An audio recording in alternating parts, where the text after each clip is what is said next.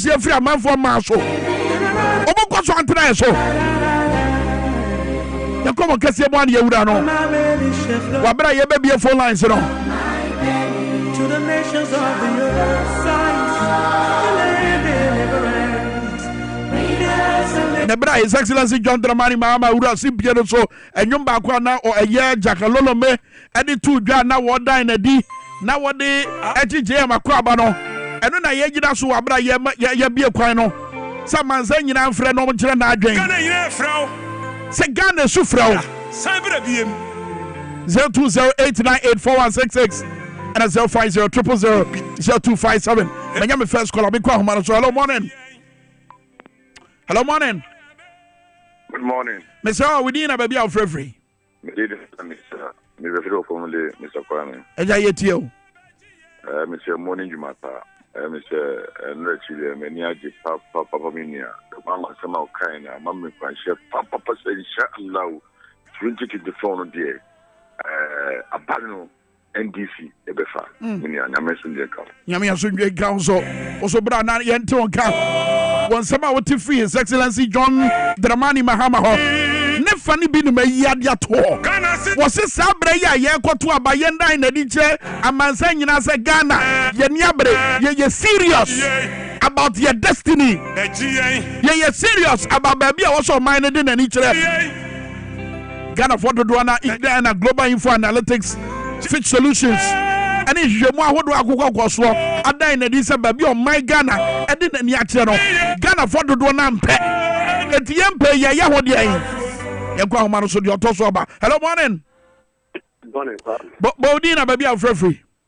Myself, Cassette Brown for Dwabo. As I'm for behind you, where you are somewhere, you deal with. I don't want to pay. I'm with my dear, with the mama, Anna, ABC. I'm sure Yeah, that's it. And now, Tamale, the mama Cassandra sitting at Casai. There is a sitting crowd to much by expensive, and I would say, no GMP before also. They also on hand over and from my DC. You know, even or catch them before. The Ghana force is Ghana for us and work. On the back of Rabbit to back coming in. There's a social propay. Avoid the matter. The fence, yet now, fence the police is room. And now, hold them. But you bet now 24 hours ago, Mama Kine. That's now on the coping say. You bet you 20. Your boy, the mama didn't empty no hand. Yaman said, "If no for that, no, not to do." Very well. Better say, Mama Kwama for from Soba 0208984166 and a first 050000257. Francis, here go next caller. Hello, morning. We need a baby of free. I mean, I'm part of family. I make a selfie and she go. Chama yet you. Hey, Madam Ase, any more Jima Pamoye. Now, maybe. Me am use Tamalenoa NDC could be a campaign or honor. The GD say a yadia abano. Nataka American say Ghana for Yama now because somewhere a pity babamono. When you say be a nomado coyi and a Ghana city of Pansam, a baby piano, Minia, I know again. Share and Ghana school free education about pretty bad. Maza. I say Kotobeku. They say yes, we will play my Naya. This will be 2 million. I don't know what you need for food. So, happy people, I said that after Ghana scanning ABSC, I'm a Ghana to say, which you move. It's million Ghana for Yamaya now. 2 people are buying every so. Material Carameda say. Next caller 02089416. 050000257. You call it Jason 10 times. You come on, Cassia, you go so I de Bravo. Come on, Cassia, see a good able some mobile. Next caller. Hello, morning. We need a baby of free. Hello, Mr. We need a baby of free. Audition you me free tepa. Audition, Miami Kuromo tepa. Not tepa to Sano pay. Oh, Kwame, again, you have the free game. Oh, you have 2 more. You don't say about 2 more. Oh, you 2 more. About no bet me about my no, I know a pen I say. And was his Judia card of Bebre, ɛno deɛ ɛyɛ mani bi nsɛm paa but you see adeɛ baako so ɔkan yɛ a ɛwɔ sɛ amanfoɔ ɛhyɛ ne nso no sɛ look NDC asi nkete sɛ ɔmobɛbɔ yɛma no ho ban but yɛn nso a yɛkɔ akɔto aba no nso yɛn nso yɛwɔ akwanya ɛwɔ asodie ɛda yɛ so sɛ yɛma no yɛbɛgyina hɔ abɔ ho ban wɔte deɛ meka no ma mo nyae ma NDC foɔ nko a yɛn nso yɛnyina hɔ bi yɛto aba no wie yɛbɛgyina hɔ ne yɛahwɛ yɛkenka nyinaa yɛfi yɛni ne yɛhwɛ yɛwɔ mo bɛfam krataa ɛyɛ wɔn mo bɛfam wɔn no ho no te sɛ deɛ John Dramani Mahama kaeɛ no His Excellency yɛbɛfi yɛni ne yɛahwɛ deɛ wɔ pink sheet no so yɛbɛtwerɛ yɛbɛtwa yɛde yɛ phone yɛ camera yɛbɛtwa ne yɛde ato hɔ na bɛyɛ adansedie yɛn nyinaa yɛmmoa yɛnkɔ the next caller. Hello morning ɛmɛ sɛ oni ahoma no so wonim yɛmfa nsi a mɛdɛ wɔ ase paa sɛ mofrɛ yɛ videos ahodoɔ no yɛbɛyi akyerɛ mo badeɛ baako a na ɛfɛ a ɛto yɛmpo a yɛnyɛ party mpanimfoɔ wɔaberɛ a yɛfiri ɛyɛ tamale ɛba nkran mɛsɛ baabi a kuro bi a bɛwura so bia kuro bi a yɛbɛfa biara na dɔm so mo firi hi o so mo firi hi o no ma betwa ye card ho ahyia no mo de anigye na Ghanafoɔ hu na asɛm baako mo ka ne sɛ mo mma no ho ban saa asɛm ne hia manfoɔ paa bɛn na meka sɛ ma mo ngya ma NDC foɔ nko a nanso ɔman na yɛn Ghanafoɔ na yɛni abere sɛ yɛpɛ sɛ yɛyi yɛ ho ɛfiri saa nkoasomwe mu no ɛwɔ sɛ yɛde to yɛ ho so sɛ yɛboa NDC abɔ yɛ ma no ho ban wɔte deɛ meka no yɛboa NDC abɔ yɛ ma no ho ban sɛ de bɛyɛ daakye bi yɛfiri SHS a yɛnkɔ yie no wɔ mo baba no ma bɛsiesie no amena gyina yie sɛ de bɛyɛ daakye bi enyuma bɛbu so wɔ aborɔ mo de 24-hour economy yi ba sɛ de bɛyɛ daakye bi ɛnyɛ too far away 2025 asɛm na meka yi afi ɛda yɛ nim asɛm na meka yi because wɔba abɛn mu a wɔhyɛ aseɛ wɔde ka hyɛ saa bɔ no wɔba abɛn mu a wɔhyɛ aseɛ wɔhyɛ ne nnwuma ase adagye ni hɔ koraa wɔba yɛ na wɔde hyehyɛ ne nneɛma ɛto akwan mu sɛ de bɛyɛ mmaa sika korabea no bɛba abɛgyina na bɛyɛ agyenkwa de ama yɛ mama abɛyɛ agyenkwa ma yɛ maame nom abɛyɛ agyenkwa ma yɛ yere nom abɛyɛ agyenkwa ma yɛ nnuamaa nom hey nkɔla efrɛw mpanifoɔ nkɔkorɔfoɔ frɛw adwadifoɔ frɛw o sɛ wunkuto na obetumi awura ɛdeɛ nti na gye amemra wɔmmra fi sɛ wɔwɔ experience wɔmmra fi sɛ wɔyɛ mampanyin pɛn wɔyɛ assembly man pɛn wɔyɛ member of parliament pɛn wɔyɛ vice president pɛn wɔyɛ president of the republic pɛn baabi a Nana Danko Akufo-Addo ne baomia ɛde ɔman yi abɛtoa yi yɛhia obi a afe ne yɛba abɛso no ahwɛ sɛ yɛsɔ ahwɛ sɛ obɛtumi aya ɛnyɛ saa nniakɔ no ne yɛhia no yɛhia obi a wɔyɛ bi pɛn yɛhia obi a wɔte adwuma no ase yɛhia obi a wɔwura Flagstaff House a wɔde ɛdan bia ne ɛmu nnoɔma Flagstaff House wɔtena hɔ pɛn ɛnyɛ afe na ɔba bɛhwehwɛ safoa ɛnyɛ afe na ɔba bɛbusa sɛ akonnwa wɔ yɛdeyɛdɛn machine wɔ yɛdeyɛdɛn John Mahama wɔtena hɔ pɛn esan sɛ yɛni baabi saa experience no ne hia nkutɔ na obetumi agye yɛn ɛde yɛn duru bɔ hyɛ asase Jakalolo meme da ase bɛgye yɛn hey John Mahama bɛgye yɛn very well braso say yɛde agodie mo nsɛm bɛbrɛ mo mini Roger Emmanuel the sportsman akɔhyɛ n'atade fitaa no pɛyi wɔde brɛ so wɔde agodie mo nsɛm brɛ kae sɛ dwumadie yi a yɛdie yi wobɛtumi akyɛ amena so amansa nyinaa soɔ yɛn nuanom a mo Kesmi FM yɛbɔ etonton sansan na mede mo naase no bɛbɛ yie amom yɛdi de papa wie na mo sɛ si me hene ka ho Menya Roger Emmanuel the sportsman akaika Roger ba achi akwaba Kwame me hu ye good morning bibia bɔkɔ de nyame adom fitai de sɛ kyerɛ nkunim die o takra tamale go adwuma well okay takra de fi sɛ evivi mantem sɛ wɔkɔ atoye ana no make us a Takrady Western region, Yes, right? Atamante. It is outside one, but this time Vivi Mantem and Omodio Maniacha Mobabe launch a campaign.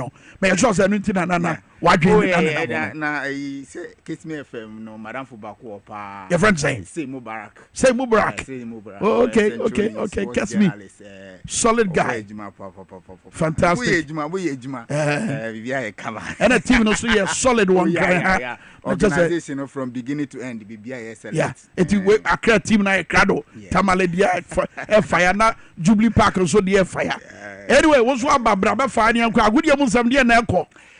Okay, now to pay a tenancy esinkonya edi agure wonsam emma now to pay Power 97.9 FM TV so as at Facebook Power 979 obenya na bebia say timi akoke na no pay agudie mu nsam ayabo no nyina no na atise abone bede na no pay matena se amede nsam no edi ebro no se no so se Jovita eba clinic na no pay make count for the amount say doctors atena se omo ehwe yare fonti bomo de se bako na fe mo hwe se be apomodin se betimi akoka yare bia titu bia no bomo de se de echirem awo Jovita eba clinic aso yen o se eye kidney problem and a kidney stone afi ekoba no say infection saudo and e hawa bomodin say obaba ono masana fi we pema na se nema enkoye sexual weakness and atena also na fi premature ejaculations and atena also sexual dysfunction low sexual libido wasi say yempem and na pema obomodi bon enshara konkan a bomodin say de oni ebechirim o Jovita heba clinic asoye na onom embo se be apomodin and se betima ko kese oboso ye pema na fi ejitum sampa we pema dia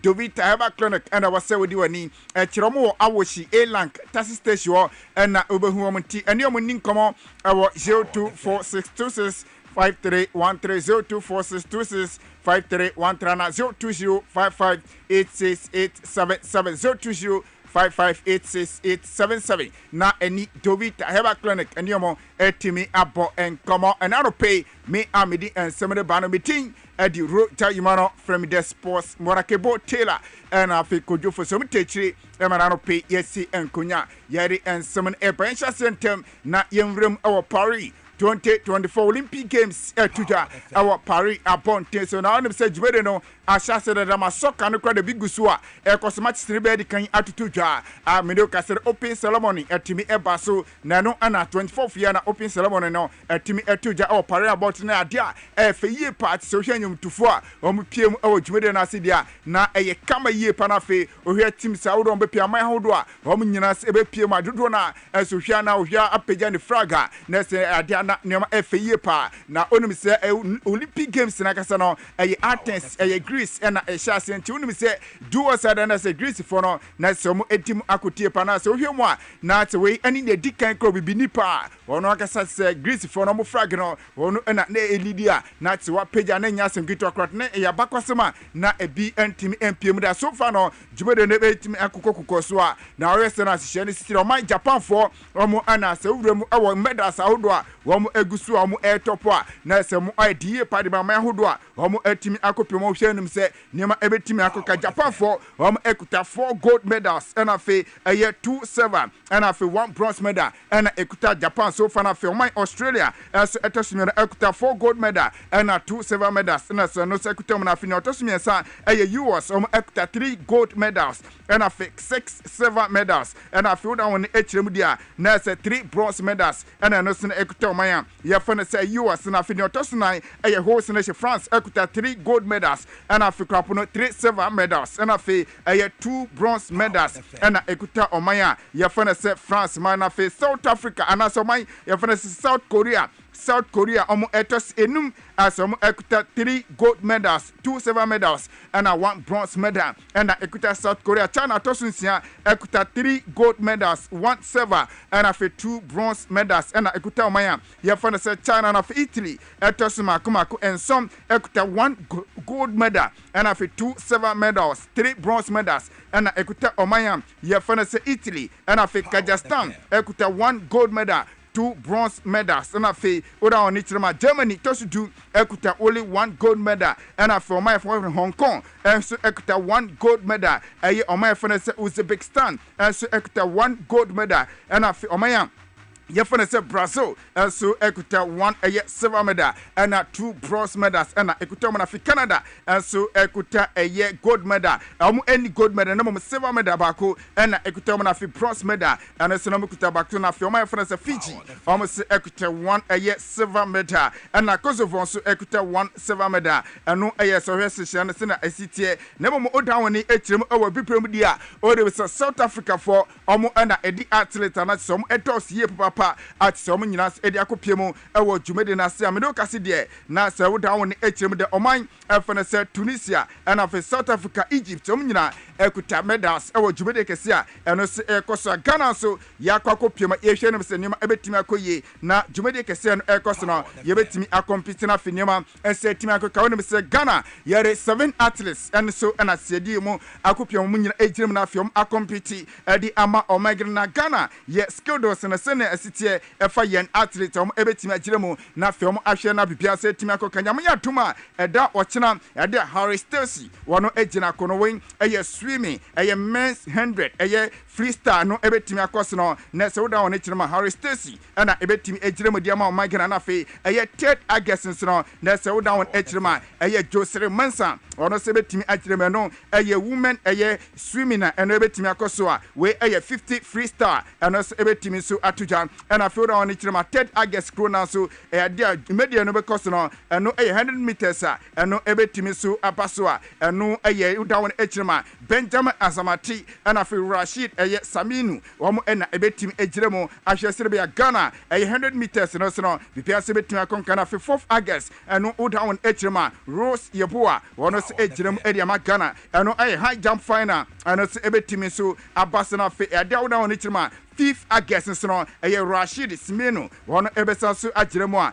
ɛno ɛyɛ mmiriketu 200 meters a ɛno ɛbɛtimi akɔ so wei ɛyɛ first runner ɛno sɛ ɛbɛtimi so aba so na 8th August ɛno so ɛyɛ athletics a 4x100 relay first runner ɛno so ɛbɛtimi aba so ɛhwɛ no sɛ Ghana relay team no ɛbɛtimi agyere mu apɔ adwuma sɛ ɛbɛyɛ ahyehyɛ no bibia so ɛbɛtimi so akɔ yɛntiwe ɛyɛ nsɛm a no so ɛfie no ma ɛno so ɛba bɛto gya na wonim sɛ dwumade kɛseɛ ɛkɔ so no wonim sɛ soccer na ɛyɛ deɛ Canada wohu sɛ bi ebetu ja se omu coacha no ono ekuta omu team no emra na se match bakwa no eba because no ade okoyisu drone eri monitor ne opponent no eye New Zealand a obetimi eni omehia nam so ema perefo chi no omu epam no eri fijimede na se me no ka se FIFA perefo echirem se coacha wono na okuta oman fene se Canada womu women team no perefo kire se omu asuspend omu kirem dia na se uda won echirema eye Bev Pressman me no ka se dem perefo kirem dia omu asakre na fe 2 technical members a wonium eye juma nyina omu di se juma no perefo apam omu no achi FIFA e de atoja se 1 year pan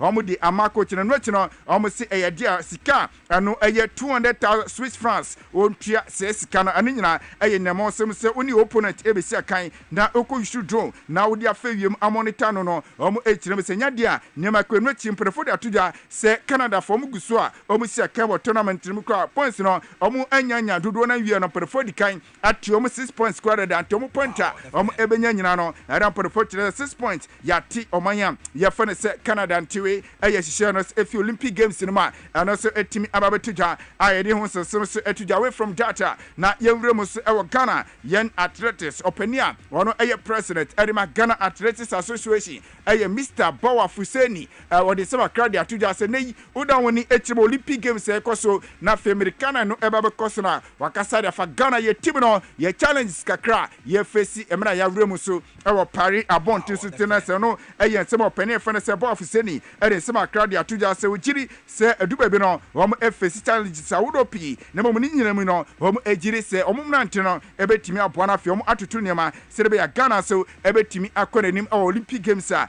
eno so ekositiwe eye president edima openia ana se Ghana Athletics Association na se Mr. Bawa Fuseni ni nsem awode atije ntie nsem a Bawa Fuseni aka ediafa ye Ghana team a wom kotu America ma ye wom challenges a wonum efem yentie Bawa Fuseni.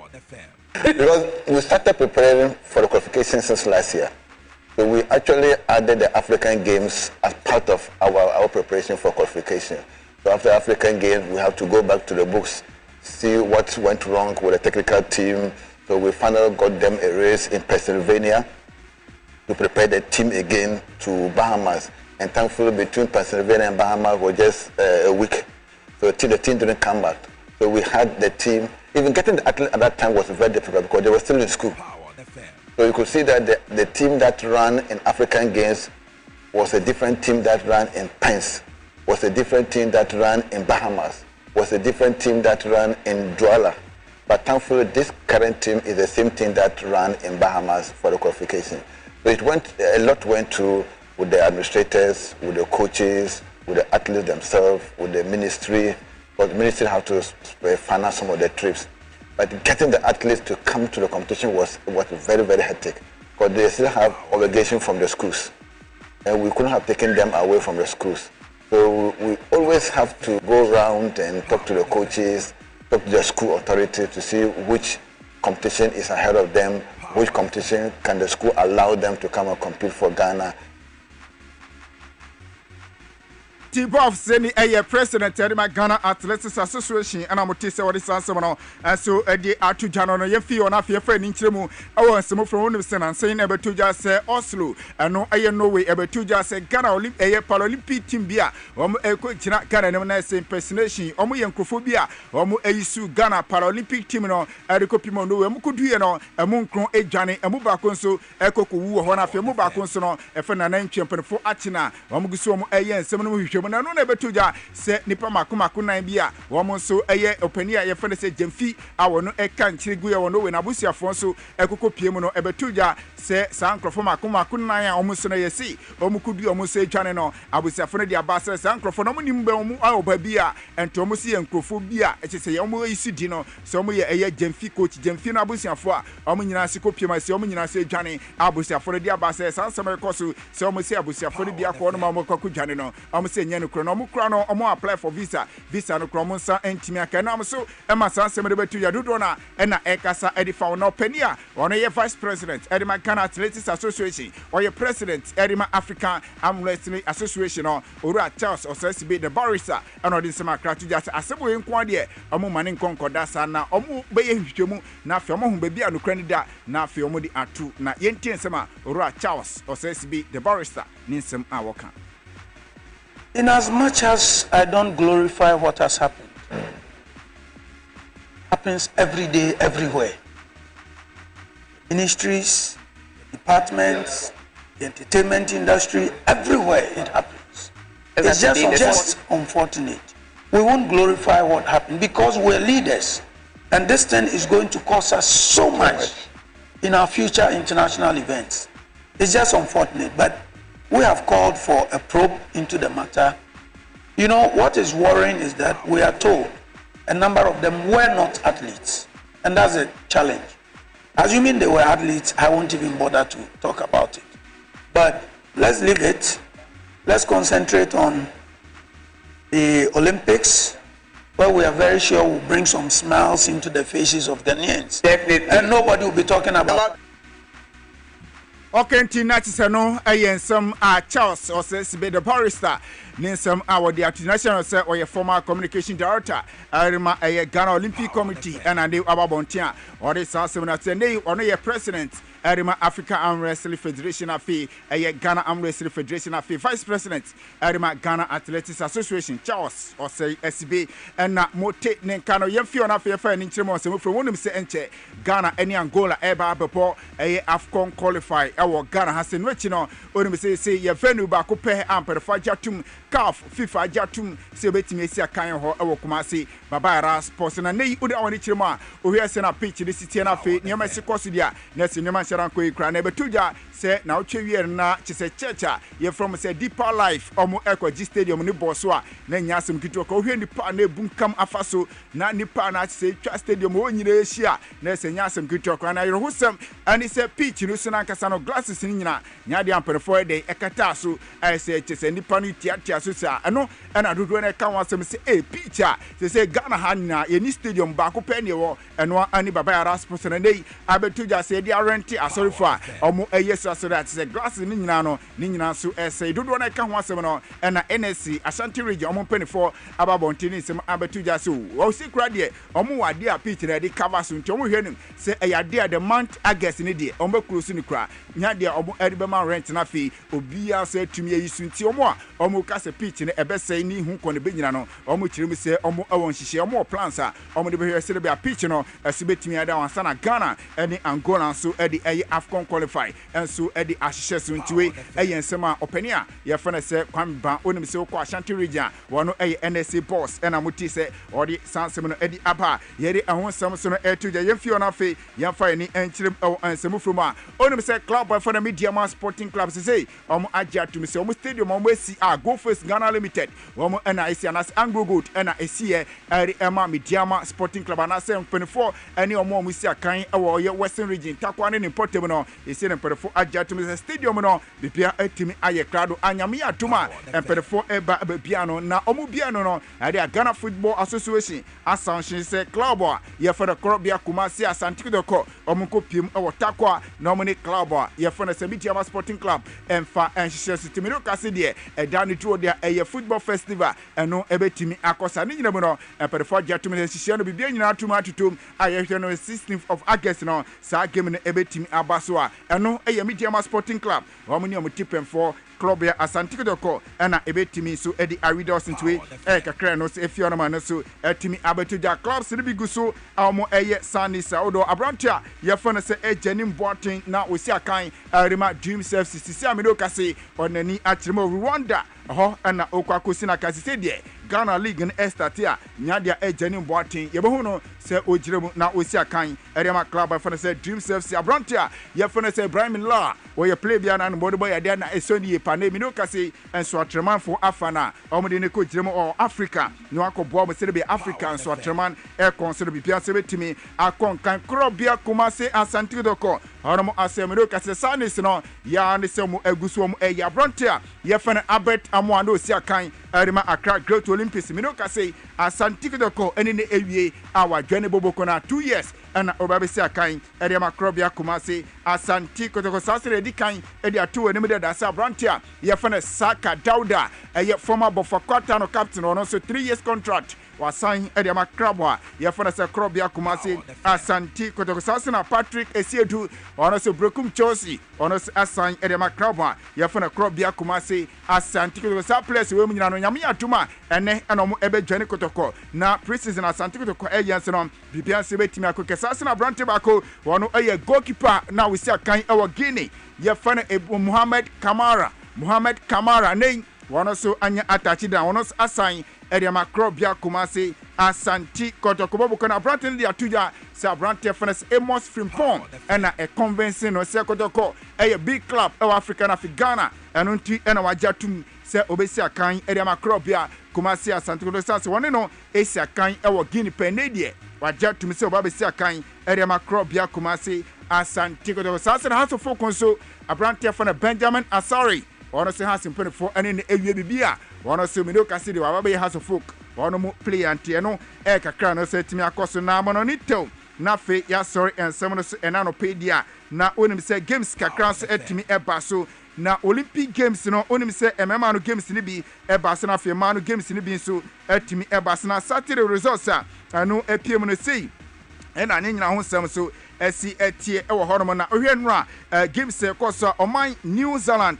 ɔmo tina hɔ ɛma Colombia ɛma ne deɛ no Colombia bɔ mo kamienu ɛma ɔmo ɛntimi atɛnu akyi Brazil ɛnso ɛtina ma Japan bɔ no kamienu a ɔno so ɛti mu baako na fi Australia hyɛ kansia ɛma Zambia ɛti ɛkanam enum ɛna fi Spain ɛhyɛ baako ma Nigeria ɛnso ɛntimi ate France ɛtina ma Canada hyɛ no kamienu a ɔno so ɛti kanam baako na fi ɔman Germany ɛnso ɛtina ma US ɛbɔ no kanan ɛma ɔno so ɛti kanam baako na club friendly games kakra so kɔ so ɛma Arsenal ɛhyɛ kamienu Manchester United ɔmo ɛte kanam baako na fe woda wɔn ɛkyerɛ mu sidia na yɛde Wolverhampton Wanderers ɛhyɛ kamiensa ɛma West Ham so ɛte kanam baako na fe ɛyɛ club a yɛfɛ no sɛ Napoli ha wɔn so ɛde ɛhyehyɛ so wɔn game no nyame atuma ɛnɛ na ɛbɛtumi aba so ɛna fe Napoli wɔn di nkunim a wɔn game ɛkɔso na ɛyɛ 4-0 ɛna ɛno so no ɛtumi so ɛpie mu ɛhɔ ntina sɛ wei ɛyɛ friendly games kakra ɛno sɛ ɛkɔso nyame atuma ne games no kakra bi so bɛtumi aba so na wɔn nyame atuma na ewia no yɛpa games ebetimi abase yɛbɛhwɛ na fe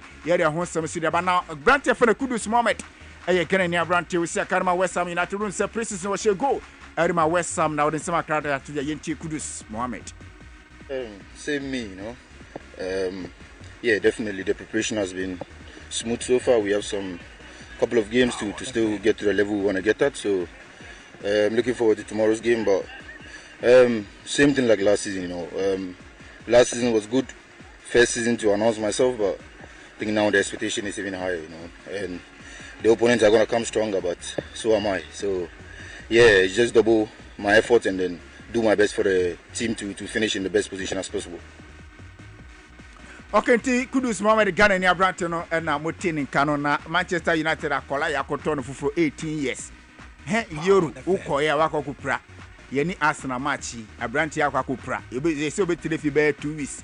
Untumi si akanti. Eno ya roho sema atu Manchester United. Ntino na tese no eyensema to Manchester United because Arsenal General Senchu or say report about say by close of this week or say be Manchester United say when your club fufra or maybe personal terms ni bibia antino Kwame Minkah nyame ade ba wia ye be sanso ba me da say Roger Emmanuel the sportsman so the agudi em Abraham na no pay with Dwabo Ase Power 97.9 afin so TVXY the medical catch say na ye bo ye tonto sansa na ye be free and some course so e wo Tamale Jubilee Park eno ne yegina so ye pense mu ye bo akire ye chechire mu na fe yadan enoma bi adi wabra ye kwa anim e wo ho menko ba bia mafidie ne na ha ya ye dan ho abasie.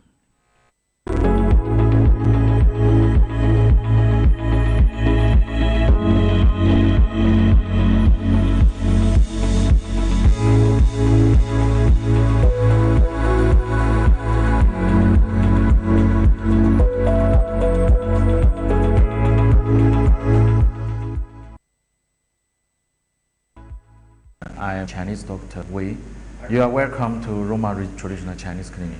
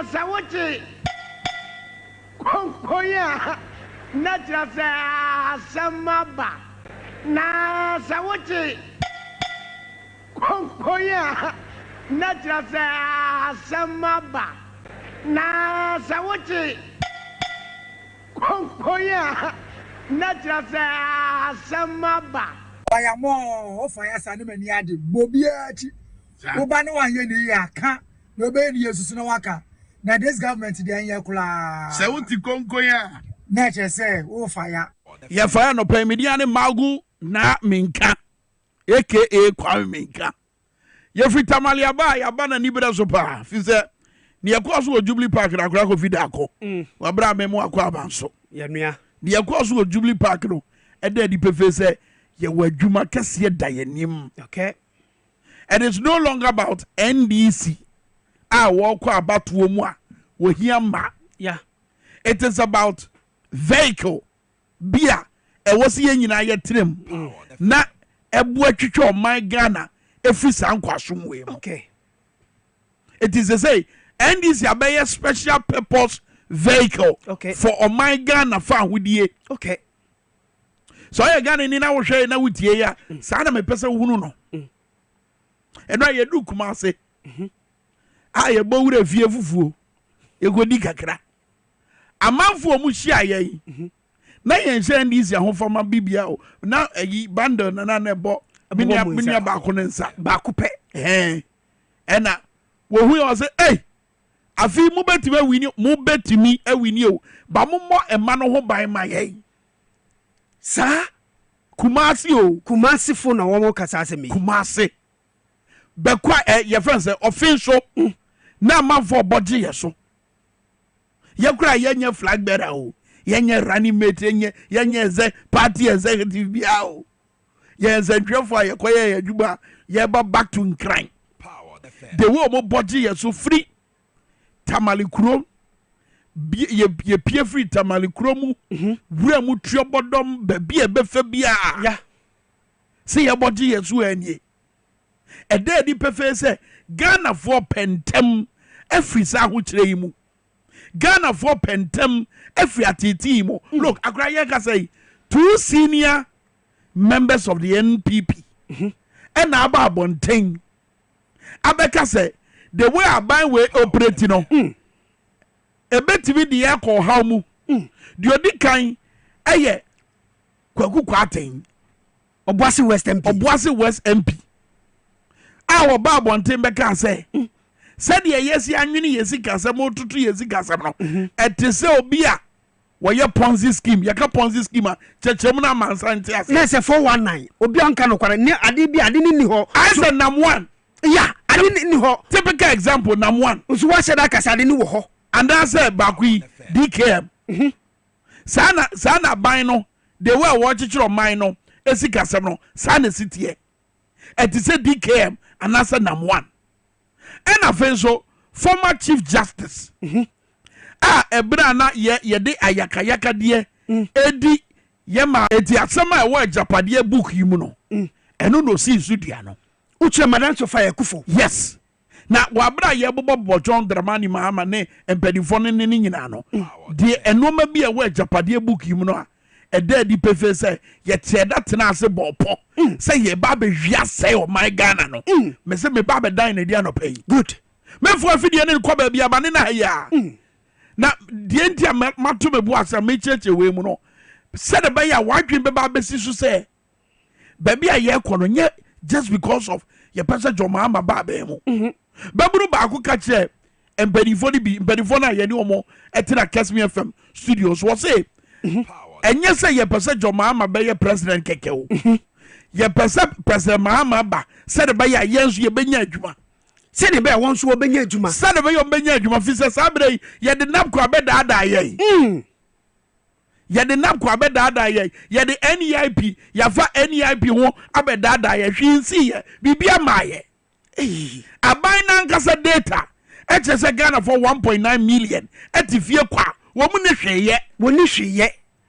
Enyo bia data o abai na nkasa di data government statistician Ghana Statistical Service wo bu data na this ade we aba abonten eti sɛ mampani abɛde akyɛ Dr. Mahmoud Baumia sɛ ampa susu ampa sɛ nea yɛ na tada na no sɛ data na ɔde yɛ adwuma saa 1.9 million for no ɔyɛ ɔmo dan asɛmbisa no ne susu ampa sɛ data ɛna Baumia wɔde yɛ adwuma 4 months as 5 months yɛ akai data no deɛ na wɔde yɛ asɛmbisa no ne ɛna sɛ data ɛna ade yɛ adwuma Ghana for no a wɔn dodoɔ na wɔ asante mantam a wɔn yɛ multi-dimensionally poor kyɛ sɛ ohia no wɔde fa he ɛhia no ɛdeɛ na wɔgyina saa data yi so ayɛde ama saa Ghana for yi a wɔn nyɛ aduane mpo nie His Excellency John Mahama ɛbobɔ saa data no so ɛde bisabisa nsɛm bi yɛni kɛntie owura Johnson ase edu nketea a na wɔdan na didi akyɛ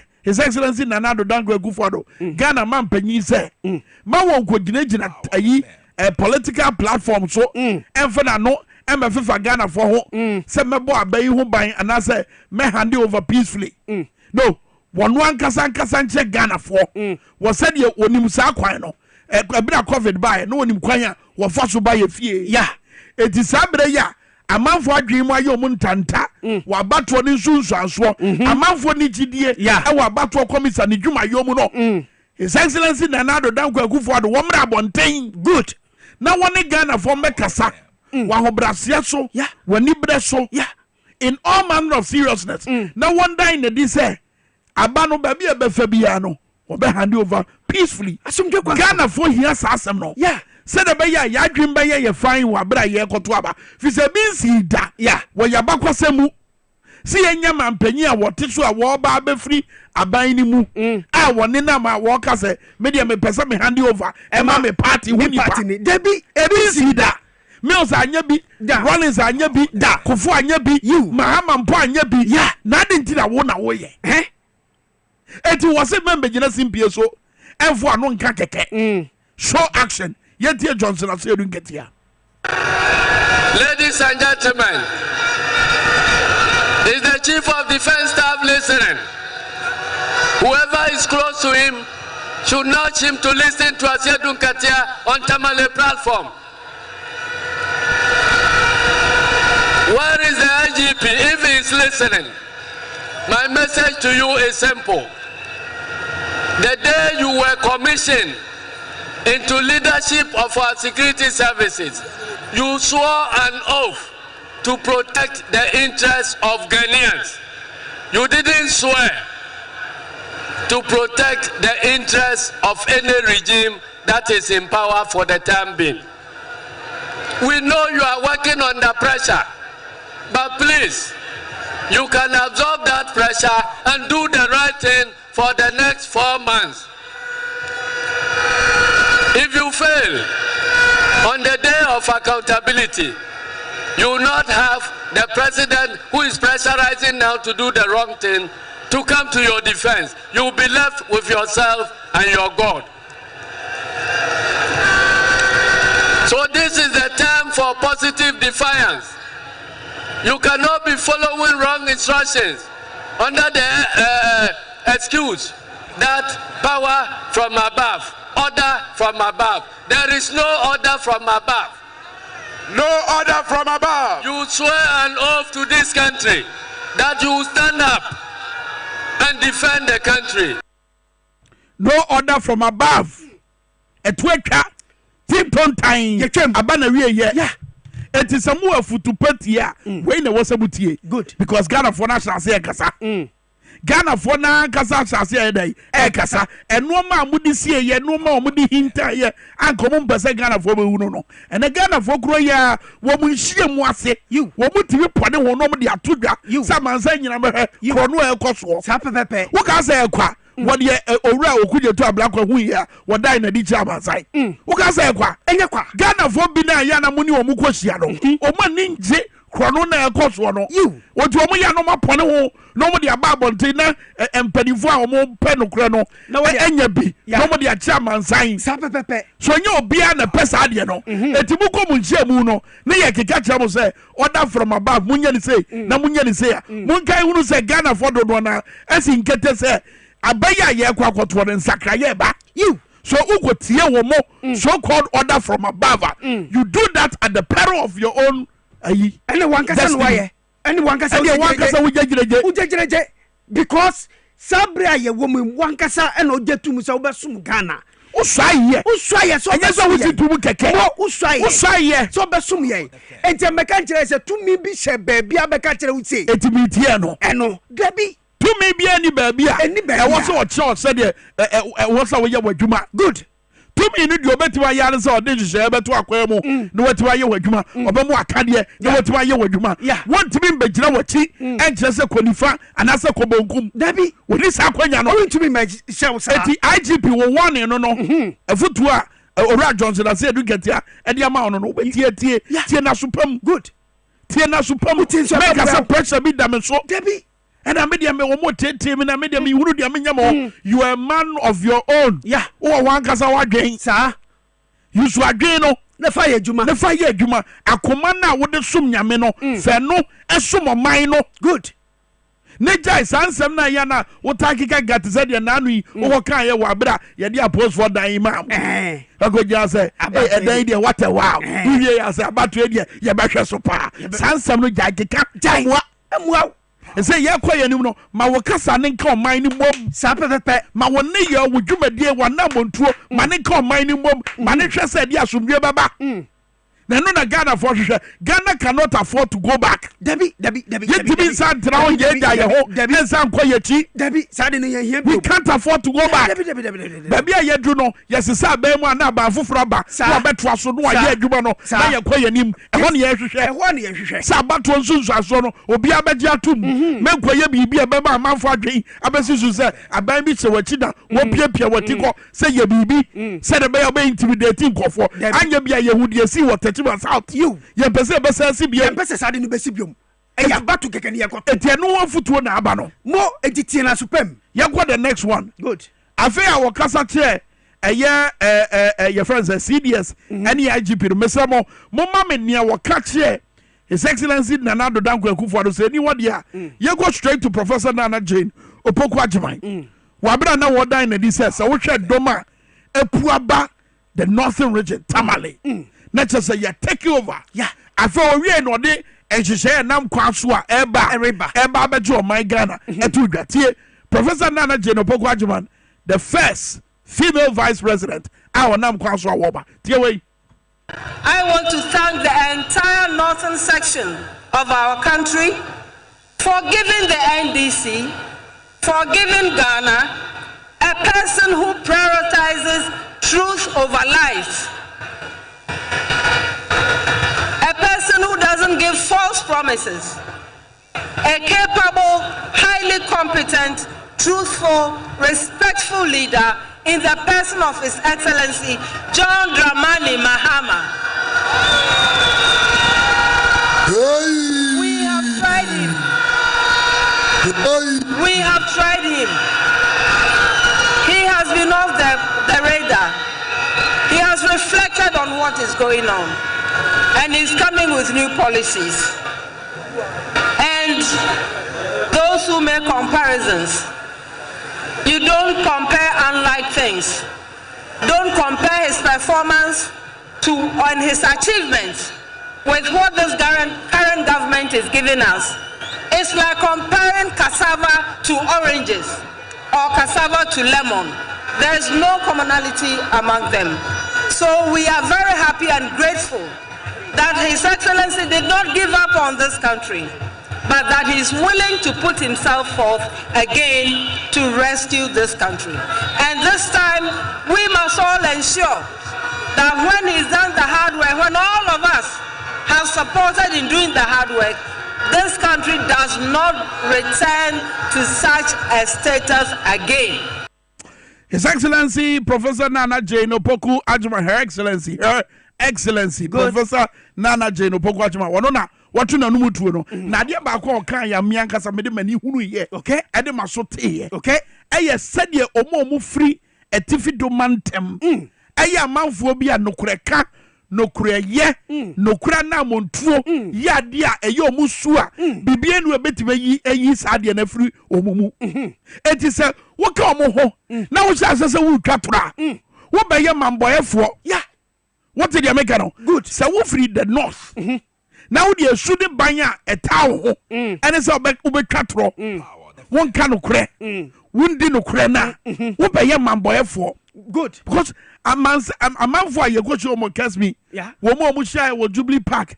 Ah, was Shabba within seconds, one baby show. Sapepe, as some of the can of fun as him here. Good, you walk out, no, a hiano.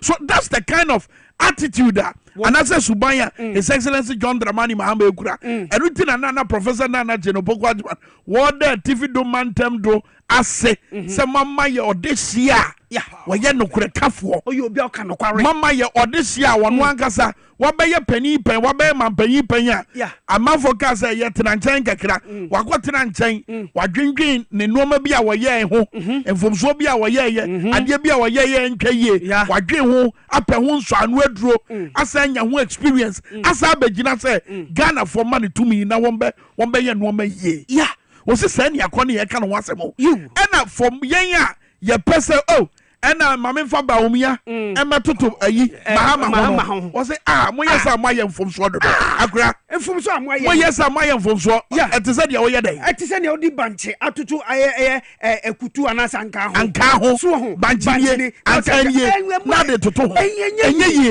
ye. Enye utimi fan to do baby my be enye da esan so obi a ye nya no obi a oka no kware owa ho brase oka asem no senete ankasa eno ba ko nsusu de o se minka no kware me de bia da nsem a niam ma ye nsem meka na ya tro nsem eye na da nsem o de tutu ho enye ena dance de ba ko so obetimi de ata ho no se wo firi aban mu na ka da o my Ghana so yes 122 yeah enye ne di enye ono kwa ne ka o we ye ka efi Kwame Nkrumah pencil, Ebesi John Mahama pencil. Yeah, a car net door my Ghana so 122 billion. And then about within just 7 to 8 years, what is 653 billion and Abakaya Kano. So Meva 122 ninka because what they become one in 743 billion. Okay, Ghana cedis. But so we 122 billion if free wa. A cow within just 7 to 8 years. A 653 billion. 653 billion. Can you imagine? Question is a dear pan of the eye. Then Jomama Betcho said my UGMC. Jomama Betcho say ya terminal 3. Jomama Betcho ask Ayarasabia Hodwa. What's this here? Good. In fact, COVID-19 pension, and as a COVID-19 man, a woman is one. For 2 hours, body 2. Sika Yagan, Sika Wendy, one fine cannon, one fine Yakenke party. I will guide the 2 for 20 minutes. And on a bet you, my Ghana. Yeah, Titru sinking fund, stabilization fund, heritage fund, and by young quadjusum. And quad your footwork at the more my Ghana, and by young quad your footwork at the my byway. Yeah. Energy sector levy, ebe ye nkwaje foto e de ma ban we e ye kufu ado ne ba omi aban no you eti Professor Nana Genopokwa man wodika wotimi fa Mahama ntoto anasa ba omi ambe toto to Mahama ho wo yesa wo ha amanfo ba for mo nyante ye no enu na ya na abehia se e wo se ye de omu mienu eto nsanie so na yesusu kari wo susu kari a wutimu se do Mahama ni mu odu pa too heavy wo de vice president Mahmoud Bawumia eto nsanie so a wo hu se wo ye hata enu ni mrika ya wo tuo se chinchina wo pe debate but me wo ni power na kuma mu se wo ne do Mahama gina ne wo beti na kuma no eti wo popo nani keke Akiga say me pe debate and I'm rasho be for se bra I'm rasho be fie na yenye debate because fie no and ye tie debate good eti with every sector of the economy bra na yenye debate sir some person would die in a ditch Ghana for say ampampa wa ye bibia bra I'm rasho be fie ni yenye debate onye debate ni wo ho so what to nya sa qualification ni hia no abajo Mahama ho. Because so far, John Mahama is the only opposition leader within our 4th Republican dispensation because a guy na mini hobby. Yeah. And the matitiade the making kind of minim. But where the namu hobby. Within the 4th Republican dispensation, ono kwani the opposition leader. Where judge and one man who kwani a man sent for scrutinizing bisa in some all the hard questions. One man who kwani yeah. In fact, after 2 challenges are hard war to the sense that woman and no mokase was if you were Dubai and no konoba. Woman no mokase aban egusua we tua ne kan wenye sika bebebe we du frupe. Was in account ni mubetwa ba beje. Mubehwem Sebia wakoto dan bi wo Dubai nso. Ana mo behwem sebia ban di sika bi ama ne se won fa nko han dan bi a. Ya. Mo behwem. Enu so bepem na wo obi ameye. To the extent say wo ma ba bontik so se jam ya pacha nsema ya kan nyina no enye no kware. So ho enti no wo Mahmoud Bawumia wontimi fa ho entoto Yewura John Dramani Mahama ho da eyeye. And you see Omaya no Tiger said na JM dey so 4 years pe. His Excellency John Dramani Mahama responded very simply. Simple response was say 4 years of a good leader is better than 8 years of a dishonest leader. Mr. Subio, 4 years of a good leader is better than 8 years of a dishonest leader. Eti uma obi a waye trofo waye dadafo obi a kontompo wode adware ne ho uma sa ne akono 8 years so mbabu manya na fe so uma obi odi nokura 4 years so mbabu manya sa ne uma no 4 years a wodi nokura no na memo ye chen otrofo no odadafo no a obedi 8 years yetie Jomahama. Yes, of a good leader will make more impact than 8 years of a dishonest leader. It's not about how long you serve. It is about how well you serve. It's not about 8 years or 4 years. It is about hard work. It is about truth. It is about trust. And it is about doing the things that will create a future for our young people. And that is why the NDC is calling on you on 7th December to do your duty to your God and country so that we can turn this nation around. This government is living in an illusion. They are living in a dream world. They are living in a fantasy world. Because if you are not living in an illusion, when people are hungry, how can you tell them they are satisfied? Puma and the Nyale.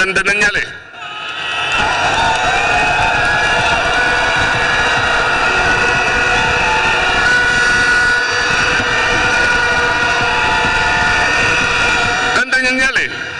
Takum Malma. Kakanti Yalmana and Teria.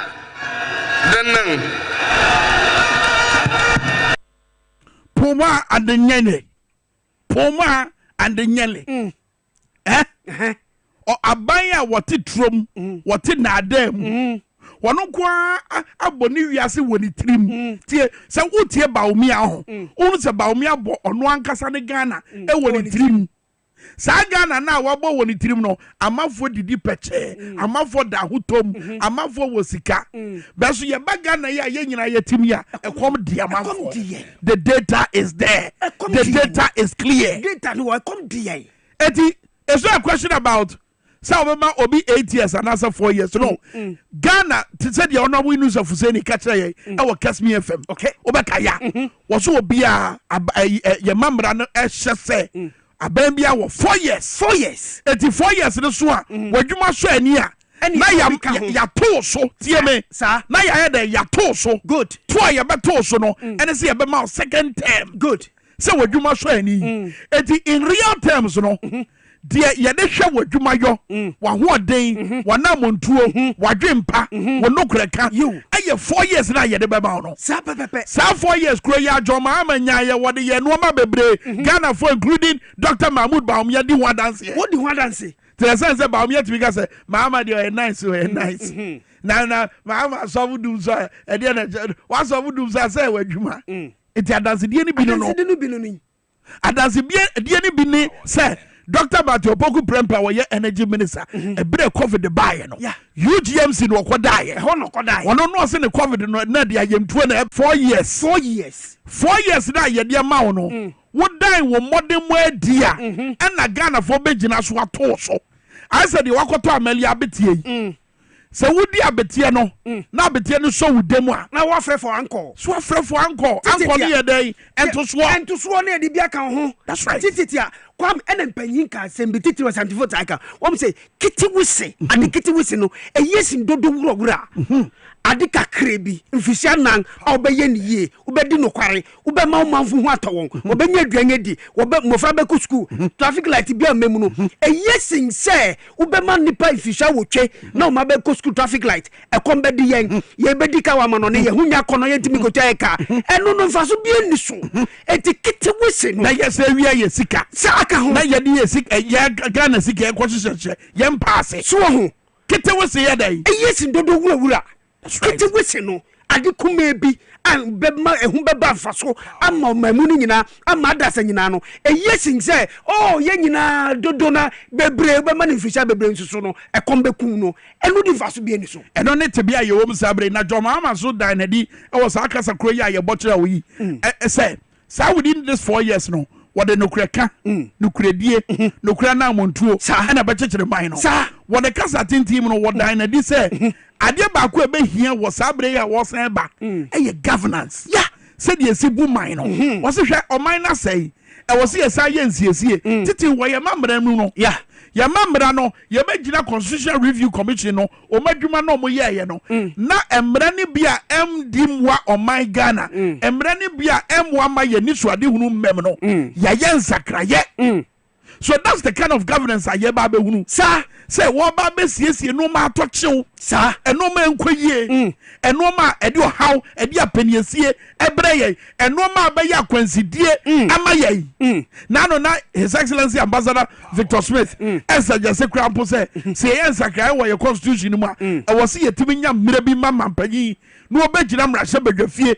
na mrahye badwafo toto na no good te say ye koso UK no good so my Ghana be ya e wo se sa no ma no yetimi de say ye mamram good said be ya wo eye ye mrahye badwafie ho no enkoye the usual game debi so be we leader in charge of government business no obegina no atoto apa so enyo no na e mampanyi eti dayeso ne said ye dayeso no bebem no eni ni trim ya kanche na no so mbeka eti oba no abetoto apa so no ko ne ba bi so we need to be very serious with the structure of governance. The way you see Bumaino and what your mampanyi John Dramani Mahama and one word in the near sea. Good, he said when you say sad yenona a yafapema Ghana here so best yes ye said by ya my Ghana bedi ye sapepepe so enti aba ni sa no obehu se o man no yedi no ne nya si yedi kwanne so ye be kotene but si yanga nya ni sa ne yanga nya sansa kire no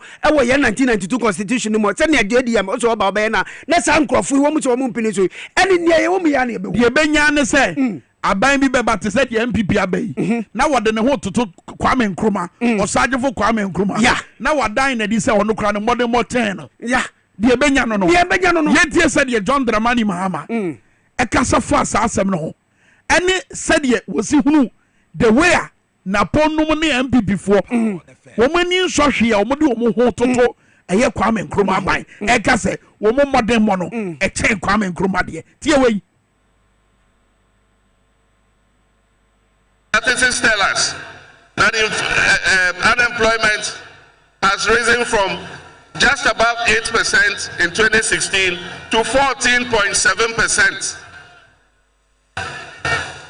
And yet, they say things have never been this better. And they have the audacity to compare themselves to our first president, Osajifo Dr. Kwame Nkrumah. How can you compare this useless government that has led Ghana into such crisis to the government of Kwame Nkrumah?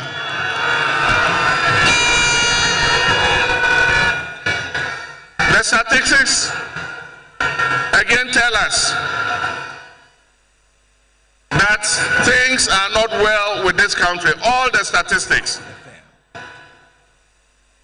For a government that said it was going to come with an economic wizard, an economic guru, and that is the reason why he was being brought to stabilize the economy and stabilize the currency.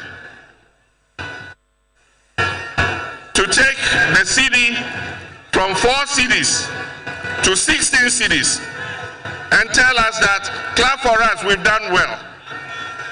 If such a government is not living in an illusion, what else will it be? Na abaya wobeto ka 122 billion. What time the court 743 billion. Was a yama and some money ayad. No ayade. Abaya woda kemdeka e kaso wo mino e kaso mino. Now what the one walk of if o ma ye do mo ka no ho.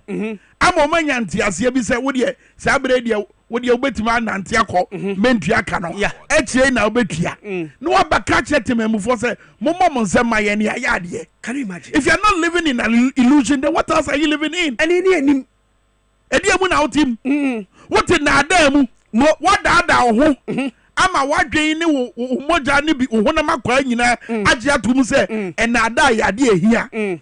Ghana for so mo fa asade animu. Dabi ana chinchina nia waya wo ho no. Opese wo de she Ghana for. Why are you doing this? Adentina re yes ah. Ye wo ye etia nyame o. Etia nyame. Eye bone kase etia nyame. Good. Wani triatro, wani trianada. Chinchina wo pam na ada atade e de ahye Ghana for. One na ada aduane e de hye Ghana for anum se chinchina yenyini. Yani triapa e se ya na eti ye memu. Ayani triapa se adwuma ni ho. Yeah. Yani triapa se ene sika frapata. Yeah. Yani triapa se ene enoma boade achi ade se nyina enoma bo kwa na ekosoro. Yani triapa se yesidi ya eye man yisikai na ho de aba fam. Yeah. Other major currencies achi na birim no ama moje pram no. Oh, we ya wa begina yanim se yemo ensema. Yemo ensema. Sesei. Undiri ho wonti ase. Eniema ni nkoye, eniema na sei. Bibi echegu denti na yekofa wo bai ye du bai wo se ye sika sem nyenti bra behwe so enti wo useless emfa so bi enu so akrata di enti na ye krata si ye betwere so enti se me fa krata na metwere so na enye ya krata na useful emfa so bi useless emfa so bi enu so tetafo yi ye se de be ya metibi di atie ko metibi di aye ko metibi abra so internet wo so se me fa tetafo yi na metibi fa nye sa no ma na sa tetafo ye dia useless emfa so bi enu so can send you sika no useless na useless ayeless it a ban where you useless tititia because you do buy wo say sika se menye braba ma adwuma wutimi ma wo ma adwuma nye braba ye mpuntunuma wutimi nye sukuu sama wo se wo de ba ankwada be ko sukuu free ene hwe nuane ankwada die enkoye hwe se de wo masi abo apeso wo classroom wutimi anye hwe se de akyerɛkyerɛfo bre so mu benya enwoma keke ya kire mofra na de ayedin akyerɛkyerɛfo mpo a wo hwe omu bɔ so obeti 30% e de afiri omu salary mo na wagina so amu laptop amu magina so de akyerɛ nkwada na de laptop so no eno so wabɔ nkron so we are useful na so we are useless very useless government useless usuni mfaso esa se waka kire mi se ubeti market mu ohamu ntiteme duasa now they are to eye laptop am e mama what say sika no what yet laptop no ntimi fa mama enye kro no abo me mfaso bang na wo so we useless so e ba ne sana Ghana for eya na de enti omo tai e di saade ni die ne se mo se yeto mum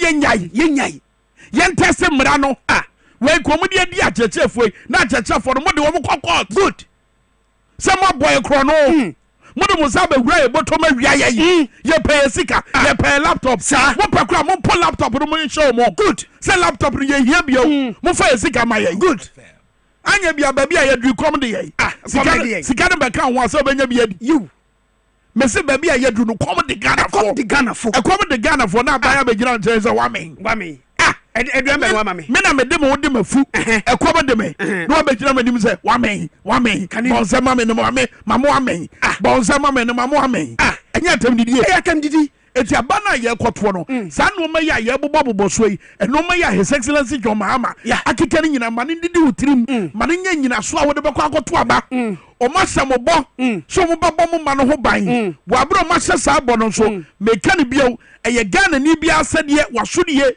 se wo begina bia yo na ye to aba no bia yo na ye kenkan ma no se wo so babo wankasa wo ma ho ban tititia bo wankasa wo ma e ho ban ye to aba ni wi ma kofie gina ho wo de o mo ka se pini free ba bia wo gina na wo de kwa akire kakra bi men free bia yo na ye to aba no 72 hours men na and now so hwemu bi there is more sleep after death good Jiramubi. Mrs. Subio, Mrs. There's more sleep after death. Or watch and nana ho. Ubedasa. Basabre ya ye wom ya ye niabria ye person sakanya bra ye da we ye bra ye sori waka ya eye adwuma bo adwuma den good e de ma man no good ehun be hia pa se be ye ni sa ne betimi age oman yi efi won a won ka no kware won a won ma koma de yen won a ma ye mabu na adwuma anye no e wo se ye sa de no okay mama fa nko ketu nurse good ansa na adwuma de we be si no mebo ade bi a chew mebo ade bi so e de a chew wo se be fem me say chief imam baby a wo bi agina ye ani de chief imam baby a wo bi agina ye fi se japade document no amia benya ntiase bi eno ma bi a mo twetwe wo japade document mo na senya abeba bebamu no amia benya ntiase ni hunumu bi se ejapade document ni bo bibi so a enye se yaka keke o ebesi fi se dodo na esi branza na ye go ketu north okay na ketu north every ketu north eba tamale na se ketu north we free tamale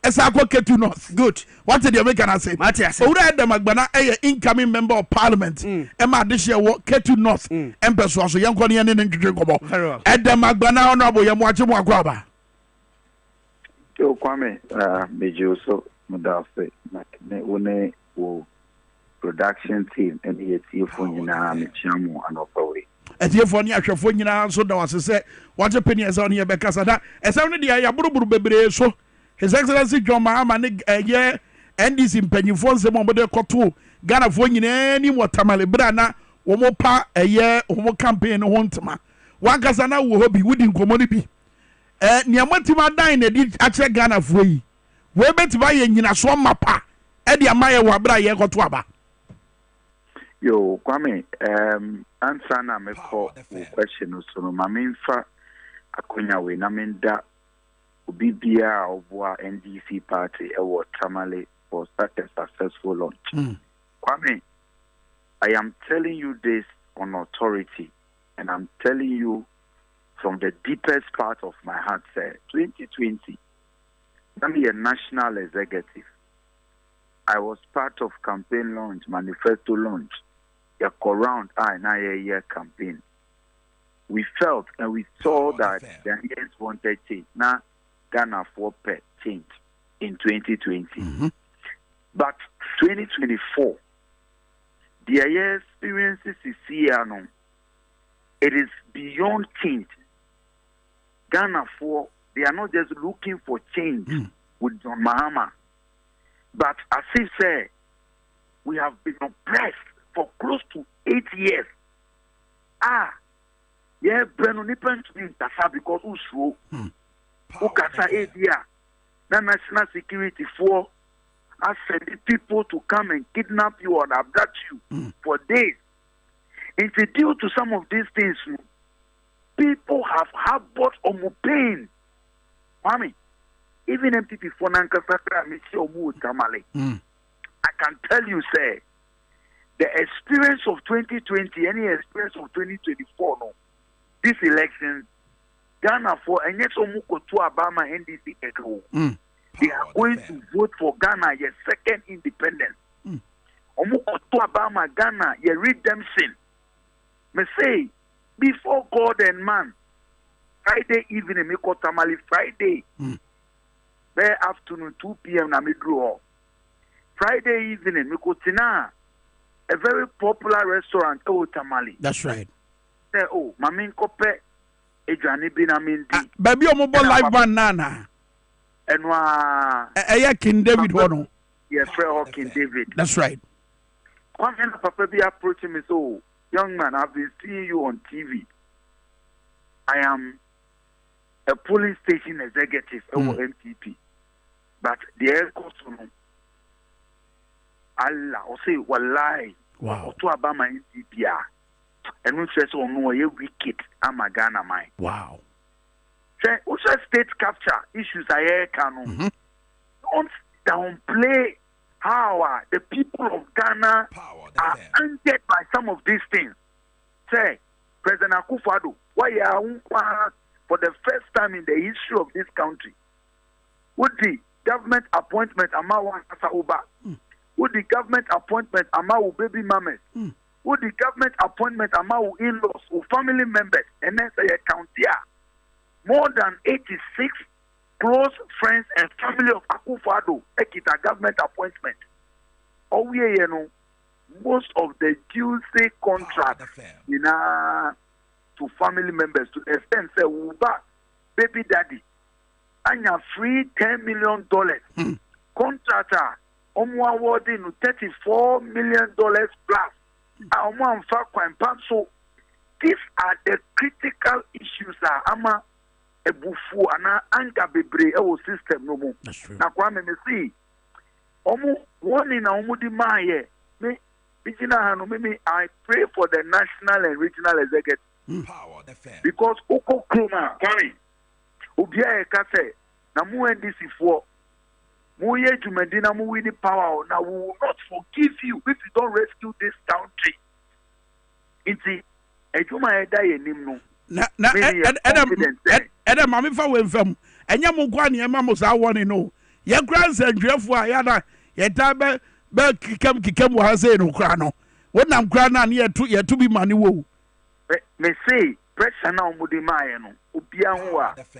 Na mo e ma mo ye lose na mo ye vigilant because as I say mo be rescue this country. It's me the election na ye kono. I am seeing it as a project Ghana. And I want your mama. Yeah.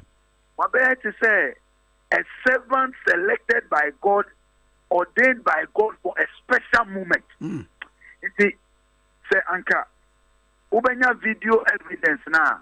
When President Mahama walked up to the seat. What him? So what do you want? Na yanya sadi we sisi e ma hwefo ne etiefo no bra na jo Mahama eba stage no na yentie said ye na eho city ye nhwe said ye na eho city no na uboi mame sound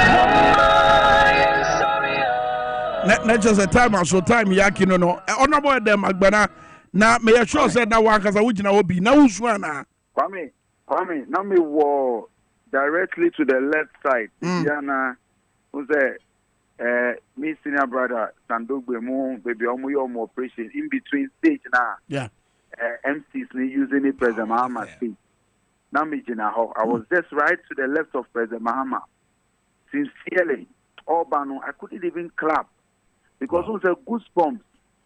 And I mean, so it was a spiritual moment. Because Kwame, say a country be war crossroad. Ghana is at a critical crossroad. Yeah, down Quantana. Now, election now, is between two options. An extended term for the insensitive Akufo-Addo government. Third term now, break the 8 now, Mukano. It is just a third term for Akufo-Addo and in his surrogate. Because Omunim say a lot of things have gone wrong. Omunim say, Nyama be say, Kwame, me family phone. That's me call even. Me need an for phone na me name omu. Ewo campus. Me need omu ye juma. Me name so omu ye MPP. Ufre omu. Hardship, untold hardship. Omu brand kasa. Business owners be brave. Omu business. I say, Kwame. We will papa be me constituency oye farmer farm kesie ana farm no efu kesie bi pa it deals in a lot of crops oko importing equipment be every China for the farming season until at the time all other equipment no na dollar no any pay 12 cedis. At the time, all that equipment, not dollar no. If the agreement near say equipment no be draw, then you will pay the other half into up to 50% or the equipment near $38,000. We get a document in our or your ranch farmers so it's a harrow that we need be. But say after equipment now arriving, the dollar was 15.7. Into a calculation for $38,000. Yeah, almost 5 cities difference. So, what do you think, say, will happen to such a businessman? It is a critical bread and butter life issues. Kwame, now I'm not more politics. Fumbi, with the $58 million. Acquire that useless national cathedral project I see or Abra, youth right here, you pay Juma, people are hungry, hospital, you need bed, ambulance. 3 days ago, Madame Fobi frame or say the papa, a critical condition. Almost free ambulance, says, oh, get deposit. Now, want to me get deposit. Now, say, you were able to give each constituency one ambulance into a nunti. Yema extension as a young votima question is how is even the ambulance operating? At the time, almost to me, I get deposit 11:30 p.m. or the everyone on par. Let to me using the card. Let me use the card.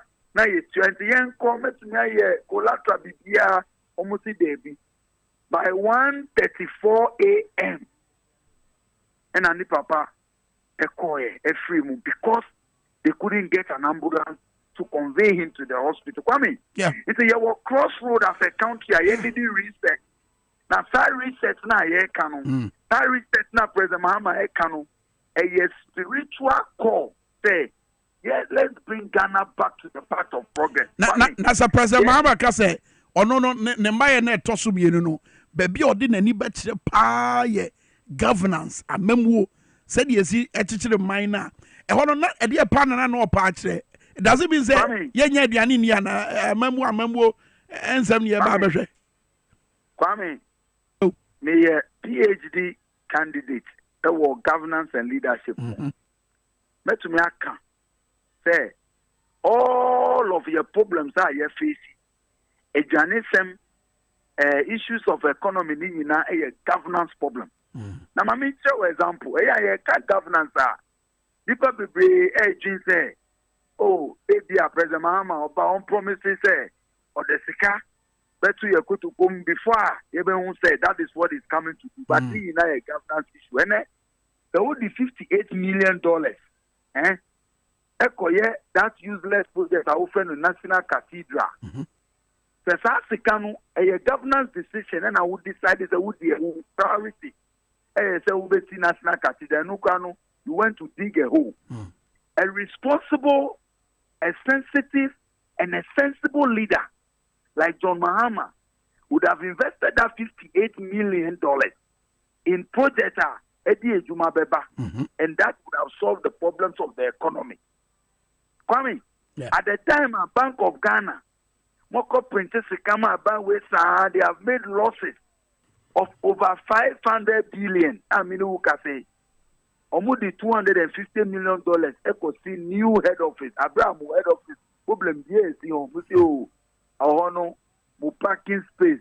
Now you want a new place. There is no justification for that project. Almost $250 million.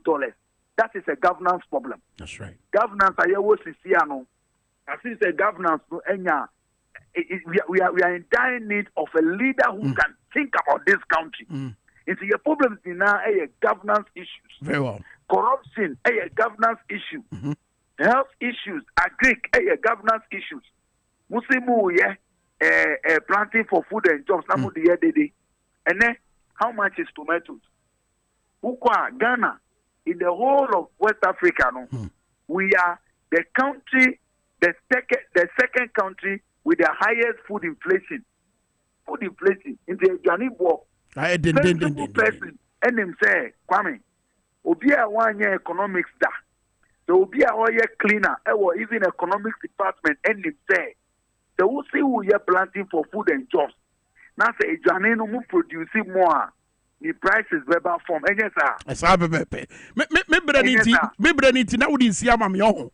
Wabra o rap up no. What's the catch? Yeah. Yeah, me who was Tamale as a young person, say the people of Ghana need change. And change needs Ghana. Now, the echoes were Tamale. Feedback I from those who watched online. And no more no radio soon. Yeah, say Ghana for your margin say come December 7, 2024. The Kotu Obama John Dramani Mahama. Any majority of NDC parliamentary candidates. Me, Mijina Hey, Unim, you have worked with me, you know my faith in God and my interactions with my Lord. I can tell you, Sir Kwame, God has ordained and has gone ahead of the NDC in this campaign. That's right. Now, if we need with not less than 56%, record this market down. Akabe 132 or 133 days. The America said the NDC will win this election with more than 6%. God has ordained it, and John Dramani Mahama will stand back to come and save SQ and defend this country. Medase, Edem Agbana, Yevesia, and Kayan Oba Studiani Atwaso, Oba Hache, Etiano Aba. Not yet in consistency, Juma. And also 85%. Also, I want to Medase, Edem Agbana, not telling Kano, the incoming member of parliament, Market North, and Peswaso, Enna. Oteni Karabusia Dwabo Ase power 97.9 Mesha mo say ejapadia document na ka sembi e dia fa chief imam na adansedia me yehunu say eno ma o matwe wa ejapadia document no enye se ya twe keke o wo better grind na bam so wonim kra na wo de awura fia de mo kafa eye bosompem osafo mafo ho no e wa ejapadia document num abam it may carry way, and those around the chief imam be very, very careful. Na adia way may be kind, mukom, muya mushemu, na mo chief imam ho bain. Tie, was say government must prepare an exit plan for the national chief imam when it becomes necessary in view of the fact that the demise of the deputy has created a vacancy. The intense lobbying by the other Muslim leaders should be properly handled in the face of the promises we have made to each of them.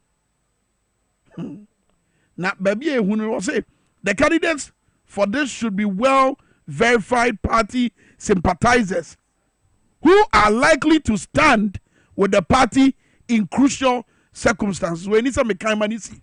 It's one again and say, ya boponato, Nana Montuomo, Yempo Bia, why your party near that be no. I did ye sooner, Obababe ye chief imam. Strategy they say, yeah, deputy no say, when you want to Yempo Bia, Obababe Shaw.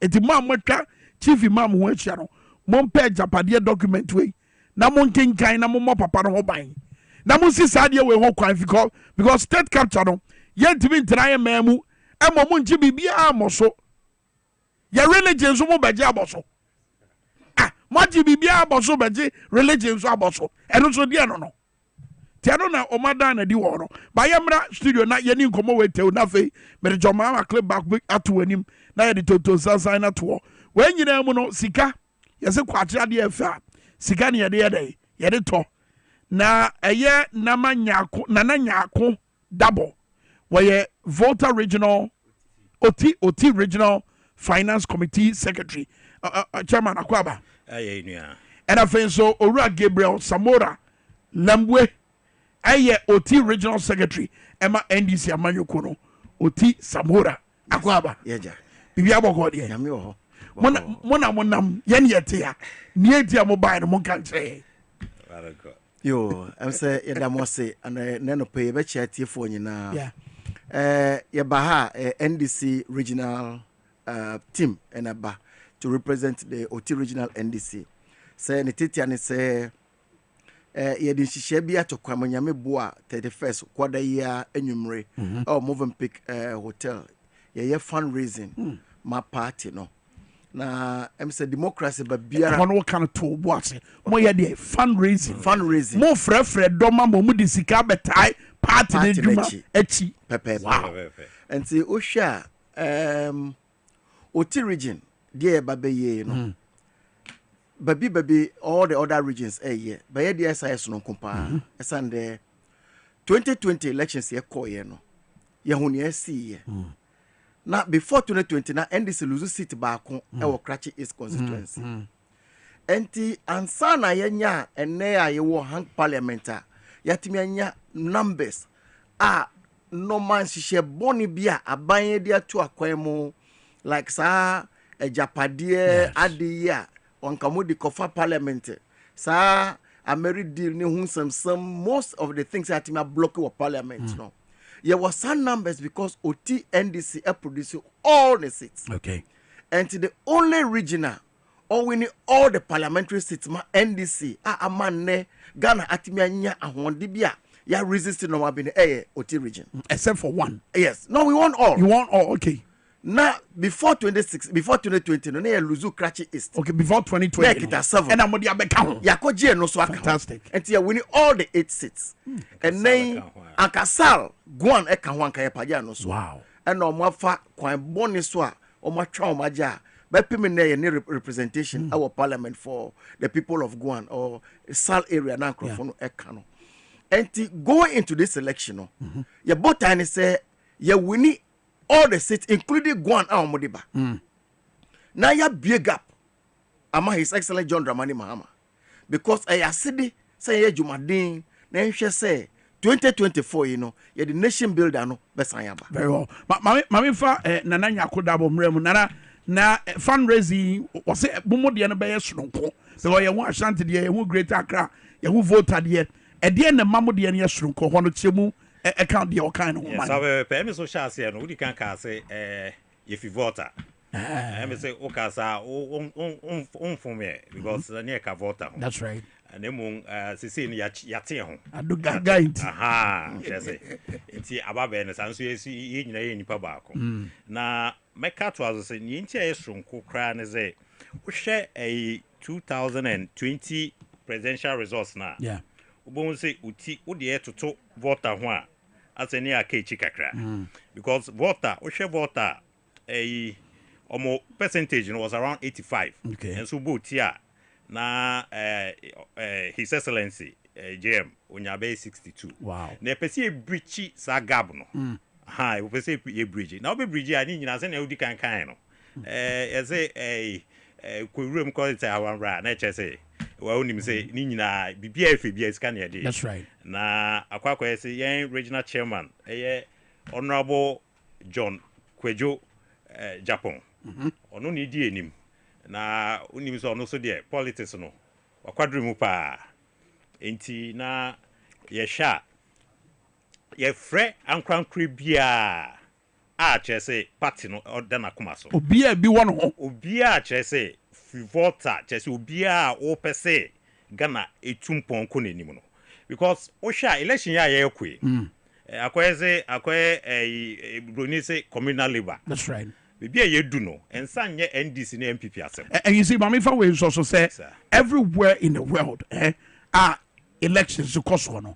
Fundraising can be local Democratic Party ya because 2008 Obama had fundraising yempo ayo Africa yenya males ribio no more than this first camera na me to about America for bisika ko America eno na beboa ma wo so wanya say ewo aban no nadwuma yomu na meboa sapepepe na Ghana mu no em say going forward no me bompa say His Excellency eba incoming president ba obehwe say you know you need policy bia a fund political party. That's right. And it's very important. Say a corruption be to us here because say states no we be casting a new boarding.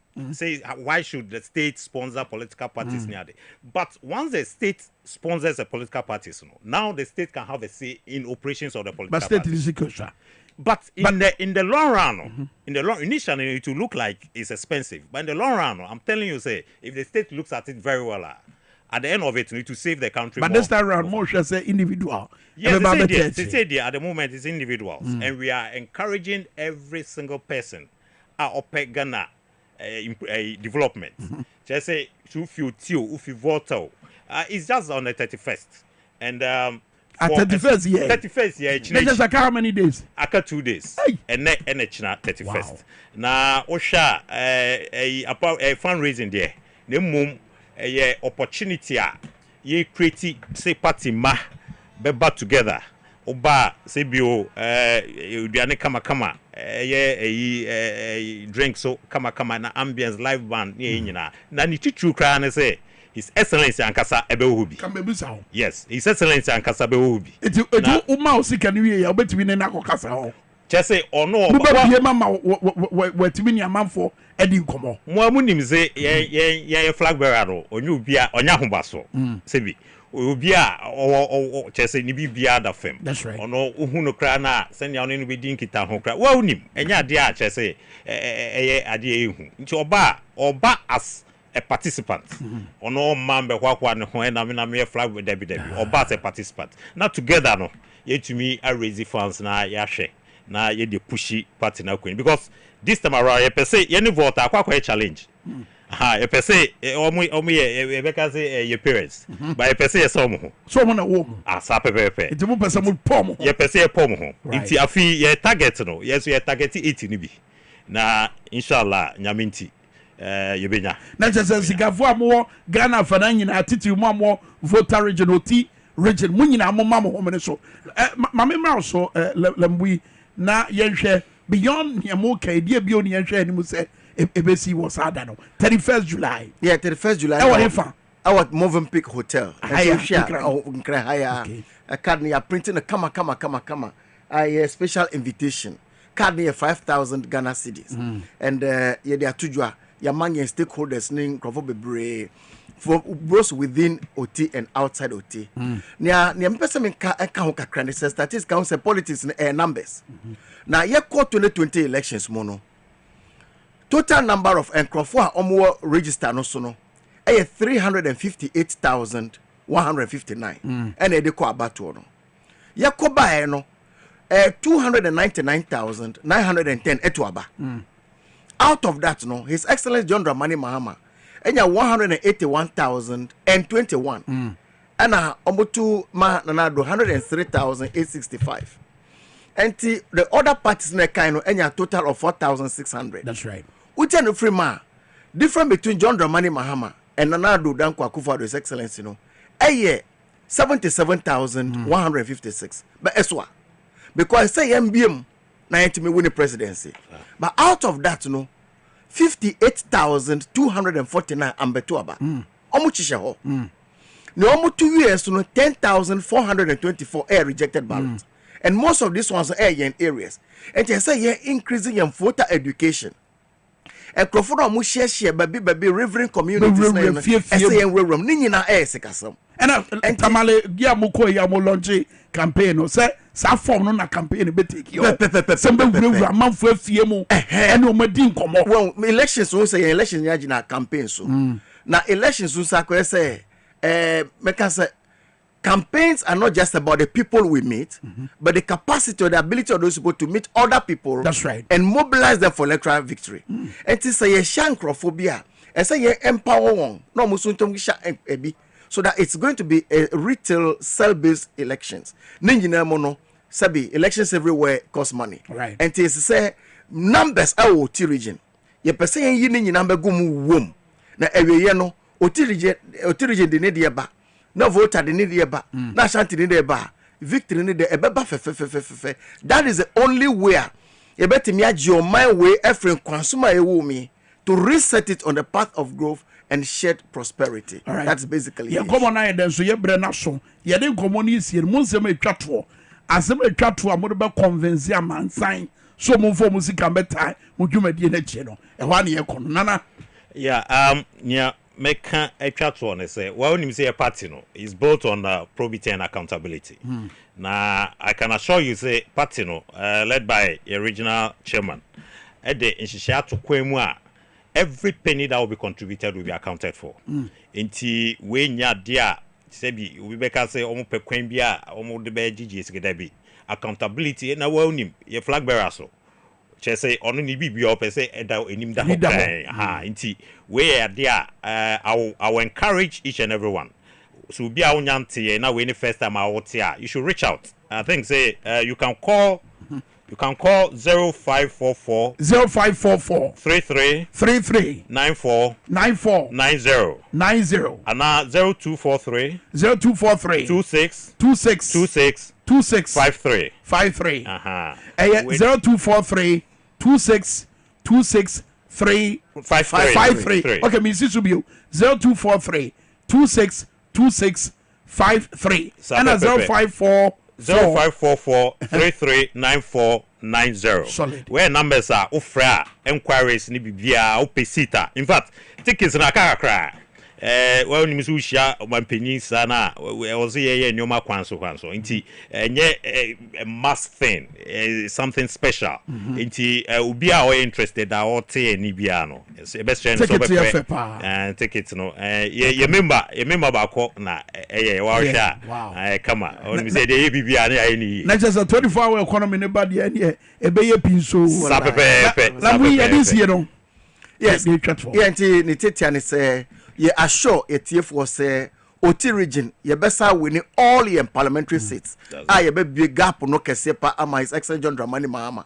Now so 31st night no ye pia wonim per se 31st night in July kwada we are mumbra moving pick na se me say ambience no setting no music no John Dramani Mahama no ebe ye fair bruso come and be part of the experience. Let's build Oti region because we believe say with this event no the rescue and the resetting of Ghana starts right from Wednesday after a successful launch na year on Wednesday. Yemfa a month from Bremeka ya ho na yenye mane ye fair and I'm sure say ye always trust Oti region to be the backbone of the 100% delivery. Fantastic. Madam say maybe no. Ni twa to kra. Theme ya di coolness no udi kan no. Resetting the country to build the Ghana that we all want. Inti ya reset ya na ya build the country. Mana ye nyina ye pa bibia be koso kama. Inti eda say. Na nyako double and a face so ye Ora Gabriel Samora Lambui Nana nyako double ye regional finance committee secretary Oti regional Samna Meka and a face so Gabriel Samora Lambui Oti regional secretary ma NDC Amanyoko no Oti Samora wono na tere nkano abusu ya dis ye no mesraba na mami mientie His Excellency John Mahama na no disembia wode to jo se bra ye kwoto abai we ye bra wo se ye dan na di tie wiase nyina so my Ghana ya ye serious say ye pe bibi enie near the total sansanasi does not deserve 1 day longer. But our constitution says they still have 5 months to go. But come December, we must take the decision that will change the trajectory of our country. The world is waiting for a signal. Ghana is waiting for a signal. Investors are all holding on because they want to see what will happen in Ghana. We must take a decision on 7th December that shows the world that we're serious people and that we know that our country needs a turnaround.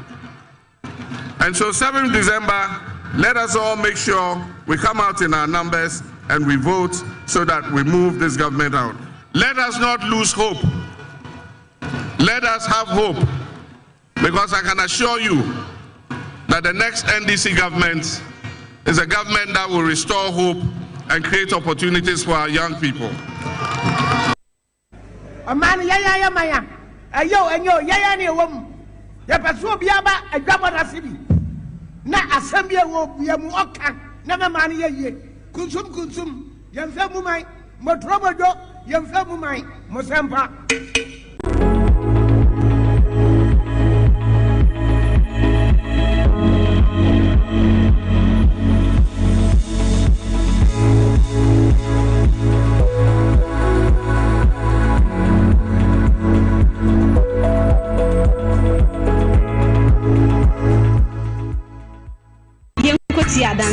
Spanish garlic mixture. Now what fina what see drawing cow baby di one dansiana. A dread yes I jigana ha baby ao. Media cram and maybe I make up for fratoni. Me want a capsules wa me head drive any day me tina to the moon na yejuma. Me do fear me think I say me move me sa any me na agitated. Last one I'm watching. And you draw when I'm friend the Spanish mixture no. Oh my, a Spanish garlic mixture. And one ameno.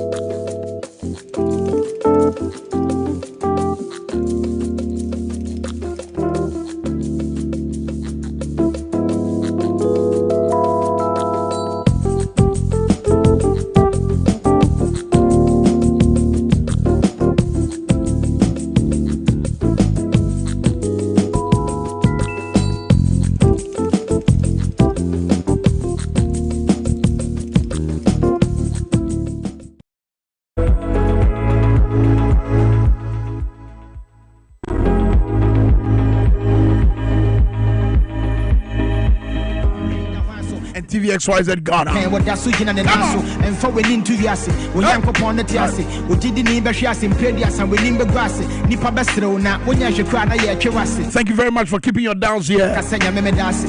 And as I can say, Pan Koma, your name for nominee and Yanamo more cast me 107.1. Dr. Q, Babia will be a the managers, the CEO, the cleaners, the gate man. What a wonderful reception from Gate Equasi and Pedifono Show. Hotel now dying with friends and review. What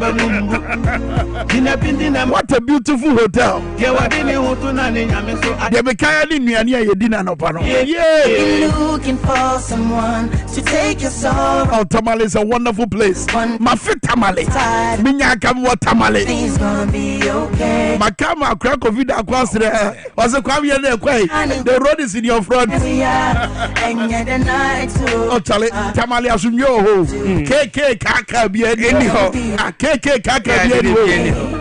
Na afraba ko ka chance munya na mon ko ai na mu di KK Kaka ba mu di dey ba kroma dodo yeah ba owie no se dede no so nye dede huru bia so dede we ye papa but it's going to be a brighter day busu atwa ase di braso se ye di efoni kase bebere mo menu akra covid akọ atena se di e all the bon grata mu no e no baba bobo so di agire covid Kwam yangwe me da say me the Daily Post na be fiase na joda anope na ode NDC mpanyimfo mfoni abeto eye da bokrata no enim ha na mahu Mira John Dramani Mahama afei me ma me obinfu je na opoku agiman ene fei the general himself me ba jo yes hotel ye front no Marsh Lodge Hotel. Oh, Marsh Lodge Hotel. Honest nene CEO no yedamase. Daily Post. Eti Johnson Esedun ketani foni wa hanom. If a minority leader, Dr. Ayakesela to force in Sunifoni, about saying it is not about how long you serve, but how well you serve. Mahama says as he launches campaign in Tamale. I think the debate, you know, yeah, certainly. It's more moves as a 4 years no be day, no. Na anu ni ni. Anu ye say was it it's not about how long you serve. Tinting out the best but how well you serve. Ubesum ye no. And no, they be. Wow. I said, for another Daily Post at the Abanom, or say Mohammed's Women Development Bank target women with interest and collateral free loans. Professor Nana Jenopoko Ajiman. It's a maybe a worker watermalining. Sa a mere bank a bebeno. And yes, a biana baby, a sikakrabia mere betimia coho, ako jebusia, yamfa in Sumbiang Batahon. Yamfa Casa Fadang and answer for what Padibi Fabra as an younger Masabush and Debbie and follow Papa was said you would my gun as your way. Good. You did get fun as your way. Me that say. Good. As a friend Daily Post about say you will find yourself alone on the day of accountability if you follow bad or others from above. I say don't get here remind security heads. Wow. You. I'm not sure. Who did they say opani bi shebebi also to me bi wo baby nti meti ensem no. Who dey da akuntabulu bedru no. And a better way to obey. I've had Martin for you know what's wrong. I say, Osha John Mahama, yeah, or salute to Ghana. Good. So it's not about how long you serve, but how well you serve. Osha a year Professor Nana Jena, or Mama for or Chairman for good. Mo Mambo. That's it. Ghana Mai, Monya graduate, na Women's Bank, Mo Osha a year Johnson. I said, look at ya. Nezada ni minimum sa and a world truck to security header. Sheye. Afei minority leader. Dr. Kesela to force him. Okasamuno. No kasa chere Ghana for say. And was say good governance. And the dereba. Thank you. Umpe no bedeng. Kwame nano pay daily graphic for wanga ye adibimaniege. Debia womu ya ne nyia metaika. International wanga ye ne yia. Mebo wanga baso. Won na what I didn't send me say bi wo nsem si tisetamale no de akoshe baby and na won aya de mebo won this year den e wutimi face dom no sisi no jan wan hu show wa beba enti won aba what the hell enti no de abani o say NDC ignite flames for change set stage for 2024 election showdown. Wow. Yeah. Kwame hwe nipa dom no hwe nipa egu ho enye easy na me o se me hwe e se wo ho Kwam wo ani mi meka che me ni etiefu ni ahwefo se muhwe mombehwe dom nipa gutamale na omo ana omo wo eye Jubilee Park na chi no camera na ntima capture omo na se emu do so Jubilee Park wa bomma ama atra ewura kuro ni mu wa na ye pon ye no se de na kuro na si abo apie so no jai Kwame jai mama ntwa ese woni wanga yade wow wanga yade wey basi bi enimo etita malefon kutoni enti asantifu beka ho ekroponfu ne ekrapinfu beka ho achimfu beka framatemfu beka nkranfu beka ho ene se ene asimasi o nya 3% omo free chichiri bae no obi atena ono an kasa ne ka mu no bae ti wonga basi ni pa ko na ndisi owo opposition no sik onam no peska wan want to send bedi from you no betena ha wo mu peska omo nam omo peska esiga ba no de kwa ko basi nkofo eti amafo yemu no ena omo frefre dom se o momra na chare mom yenko tamale amafo adoye wanga yade Ghanaian Times no medu so sabre assembly ode aba e wokratafa to so do ebien e hye so ha ketuwe bi agriculture will be my priority ba omia and wa kan sa so na de enya ni priority and na de will be e se da chi asem nyene baba omia we onua be ma wo se ohwe ni mienu ana so yo papa abropa o because Nana Akufo-Addo nya gidie wor mu and President Akufo-Addo so it's so unfortunate say wo hunu abura ye di no yeah ana wo hunu no akata nani ayo ene wodi na chi sa ori yenko mini so belusu ba yenko sa because e be say amansa nyina hunu say MPP no yenya camp party ti yenya obi ofri no because look akade papa mu a cause Nana Addo Akufo-Addo ne bufu ba omia say obi a wodi ni bibia to so ma no bo kwan to ho mane bewura MPP mu na de woyi na to atwere sei hey Rahosem Ghanaian Times asemfu fraud abano o say adopt Songo salt mining report to foster peace unity and development ada hene anidin edinene Abraham Kabu akwako out of Swibisa and audience me atugwa kwa parliament for 2024 elections vote for change. Mahama charges Ghanaians as he launches campaign. Inti enosu wo Ghanaian Times mo fonine ye kama ye papa na Ghanaian Times NFA graphic moya de ntimi bomabaso moya de ye papa kwa mami for the Republic Press intuaso na anope o say reform or perish kwaku kwating once NPP titi oso bebreki 8 munya nsakramu na nsakramu no time aso anwie time yaki time na aso anwie etikawula Ghana time de yaki kwame wa be de mesua etikase de papa bani we that say NPP's Ahiagba escape death party says he's stable na ade bi omo ne na mo yese what the agenda one ya de sabia no ba akumu obi aprase obi anya kwanchia sei na mafa ho de di tro akwanchia no ofem no nya asam to ono kwa na etika ni ya na wo hwese de na ne ka na nimu te se de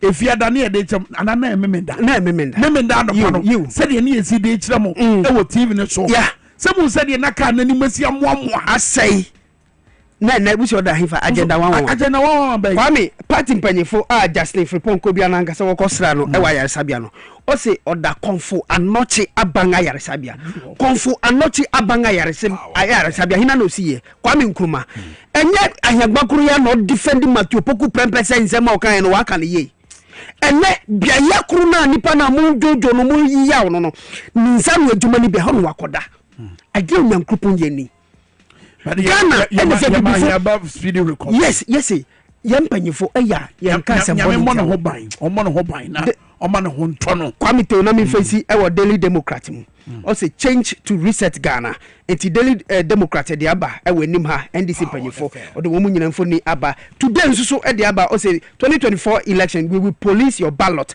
Mahama assures NDC supporters enusu e wo today enim ha no the 24-hour economy no nsuso no o de nimfoni nso aba na no pay wo today the Bokrata no mu Kwame na ye joda enti mame face na mi wofa Kofi Afo e wo ekropon okuman Kofi Afo you mi wofa enye official dio song wow you enti go fa na no pe mi happy birthday wate onyankopon onte wo nanim nkyerɛw ɔma wo hoden ɔma opomudin wo fe wakoma so ade nyina embrem mfa mawo amen wo fa mi say onkwaso pa nyame hwɛ so ma he na wakoma so ade nyina embrem amen yema ho ɛyɛ awoda pa wefi miankasa me ho good ɛna me nua akra kofi daako lovely yɛn nyina yɛ wɔ fa ne hwan good baabi apono no bɛto no ma yɛhunu wai ɛne deɛ bɛsi biara so meyɛnte nyame dɔ agya nyame dɔ ɛfie deɛ so ɛne akyire wɔde nkyire bɔtɔ paa ba me nsa ka promo no gu so ɛkɔ so kae sɛ yɛde jackpot kɛseɛ paa ɛnam kwan so ɛba aka ɛnafua maako ɛnan ana enum ɛna maako enum na ɛyɛ power jackpot me nsa ka power jackpot no yɛde ahyehyɛ so. It is happening on the 2nd of August. It's been a Mekoswa dial star 274 star 10 hash star 274 star 10 hash. Set about 5,000 Ghana cedis here. XYZ Broadcasting Limited. They may measurement Sabakabi. Who brand you Brabaja 5,000. Ye jina wudimo na ye de sikapudo and ya koma additional kolebu dialysis unit also children's home and a XYZ Foundation. Ye jina wudimo ayadoye. Ye jina wudimo so amanfo asere. Ye jina wudimo ayi amanfo afra maniemu. Eti dialysis here star 274 star 10 hash. Kaise vote no and answer stake no e mana wutwa no nyina baba na wie ye on the 2nd of August 2024. And your 10 cities per ticket. Cabis is here. Kind of capacity mo. Celebrate on Sabakasika. And yes, I get to 5,000 cities.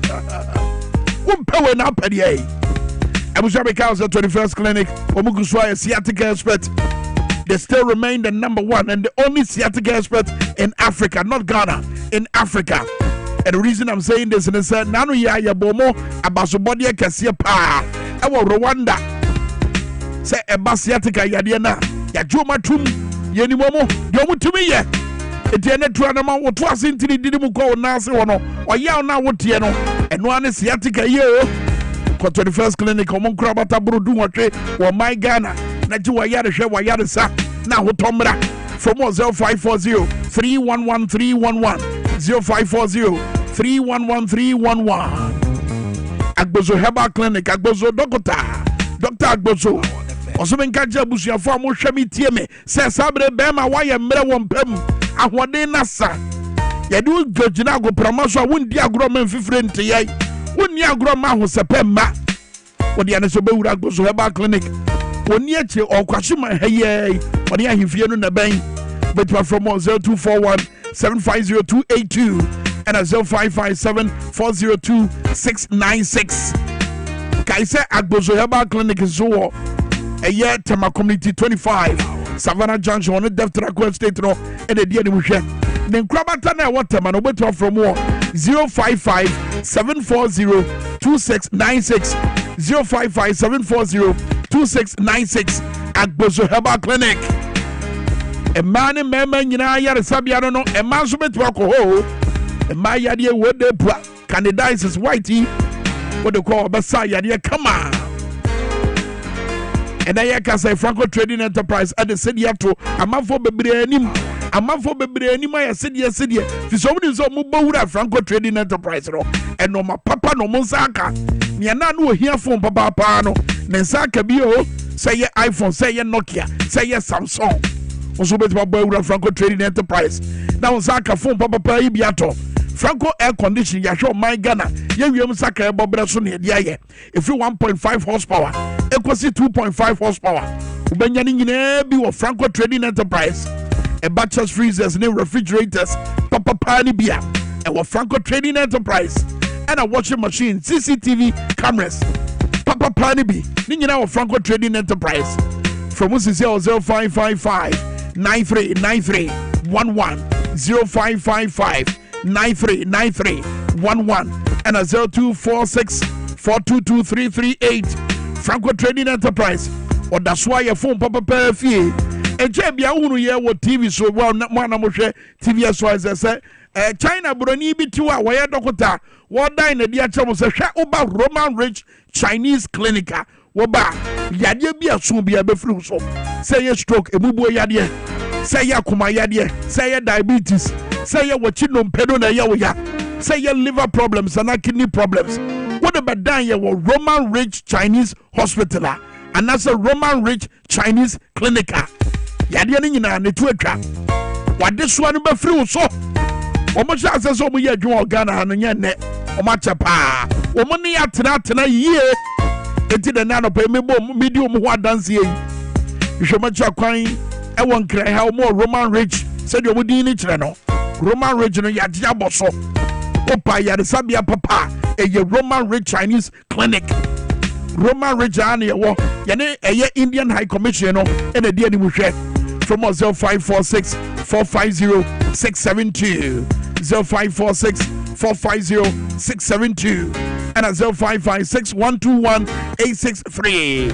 Kaisa wa yadwuma fridwada kosi fiada fridwada ekosi fiada eyanopa na wotwe ekosi anwumire bremu na onum na otrase memi ndane kwasi ada de wotrase free anopa na wotwe saa kosi awia bremu no mienu etotwa ye dai wadamfo na wo akoma yade no fane ko Roman Rich Chinese Hospital wadamfo no wanya diabetes unia bia wanya diabetes obi an spine na nasa na chika say no na chinompe no ohawa bem no fane ko Roman Rich Chinese Clinic eye liver no na atocho eye kidney no eye Roman Rich Chinese Hospital Roman Rich Chinese Clinic from us is here na yama yare sabia ayare sapapa ebusu asase enroni nyina akogu Little George eye health shop enroni nyina enro papa na ohwere nyina no akogu kai se ko make sure we dra e bone siesie adwen no ma adwen ni mu da ho usua dia wo remfi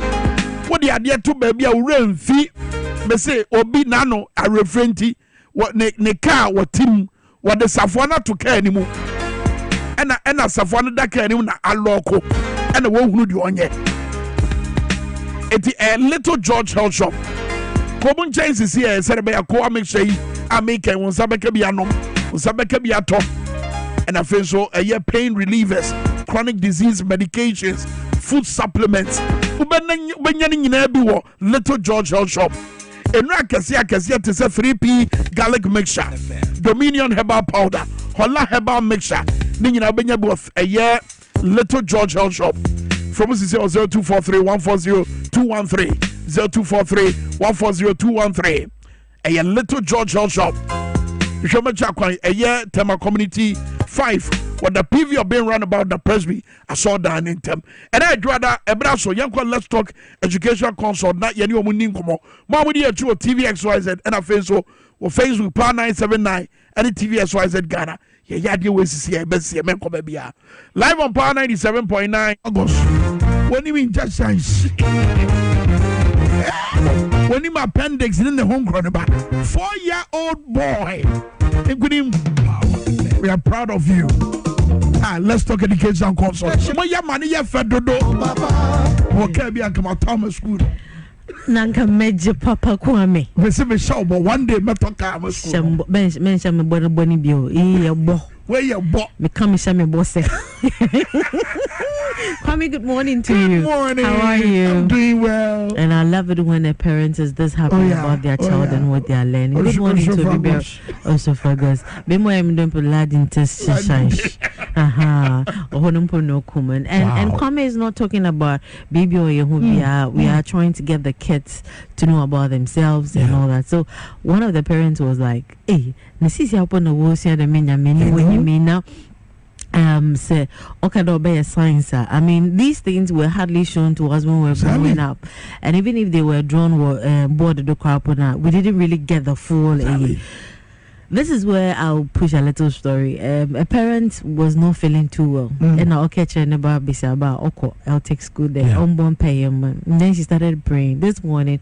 Greetings to Mr. and Mrs. Shrebi, Akushika Shrebi.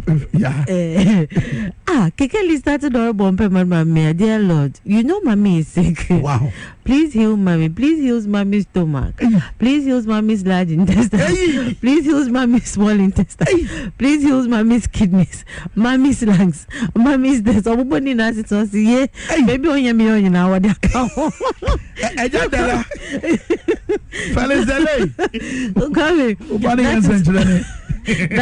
is the beautiful aspect of learning. We make it so practical that the child lives with it, and that's what we are trying to do. Yes, someone is asking. I know on Facebook. We'll be on Facebook very soon. Power 979. Yes, and so and if I mean share about an award trust or a Let's Talk educational consult, you know, and I mean trust one may appreciate one or one number from our bar or school no not menda on us. But this morning I want to quickly inform the public there. Yene summer school is starting, so you can bring the kids in. Maya Kanye there more from an wobusia or introduction to entrepreneurship. The reason is to help them equip themselves to know more and understand the reality of life. And then we'll take them also through care of self, care of environment, a little cooking here just came. Thank you for watching and thank you for letting me know. A little cooking here, a little sewing here, a little taking care of the environment. This will help your child. Obviously, time management, collaboration, planning, which is very, very important for us. How to manage one customer, how to collaborate with others, how to critically think, work around solving problems. That is what we are looking at, because our friend are well equipped with that. It carries on to other things that obey. So summer school from LTech school is up and grinding. Let's Talk education consult with Teshinungwa Estate. Ben Lejakuku Municipal Assembly on the Mango Street. Say Edua, the wall is well branded with the flags are owing him pepe, and it's a place where children are welcome to come and learn. And we make learning very beautiful and practical, that a child lives through it. Into Faoba Breb, enjoy summer school. It's a 1 month program. And from me, if one bra, no one if you have a 4-year-old learning about all these parts and knowing it and praying along with it, or no child there's over bam. Wow. I heard you saying we should put the videos together. Oh yes, we'll do that. We'll put the videos together. I'm not for because like you said, Jesus nasa no ma we. Yandan e dia nche. Teacher ni be jana no aboni trimaka. Said you will suffer go sit me who be da. But when no said you sit here pe with a trunker and the hat. They'll tell you where, and then the esophagus is here, and the trunker and the hat and the lungs and the kidneys.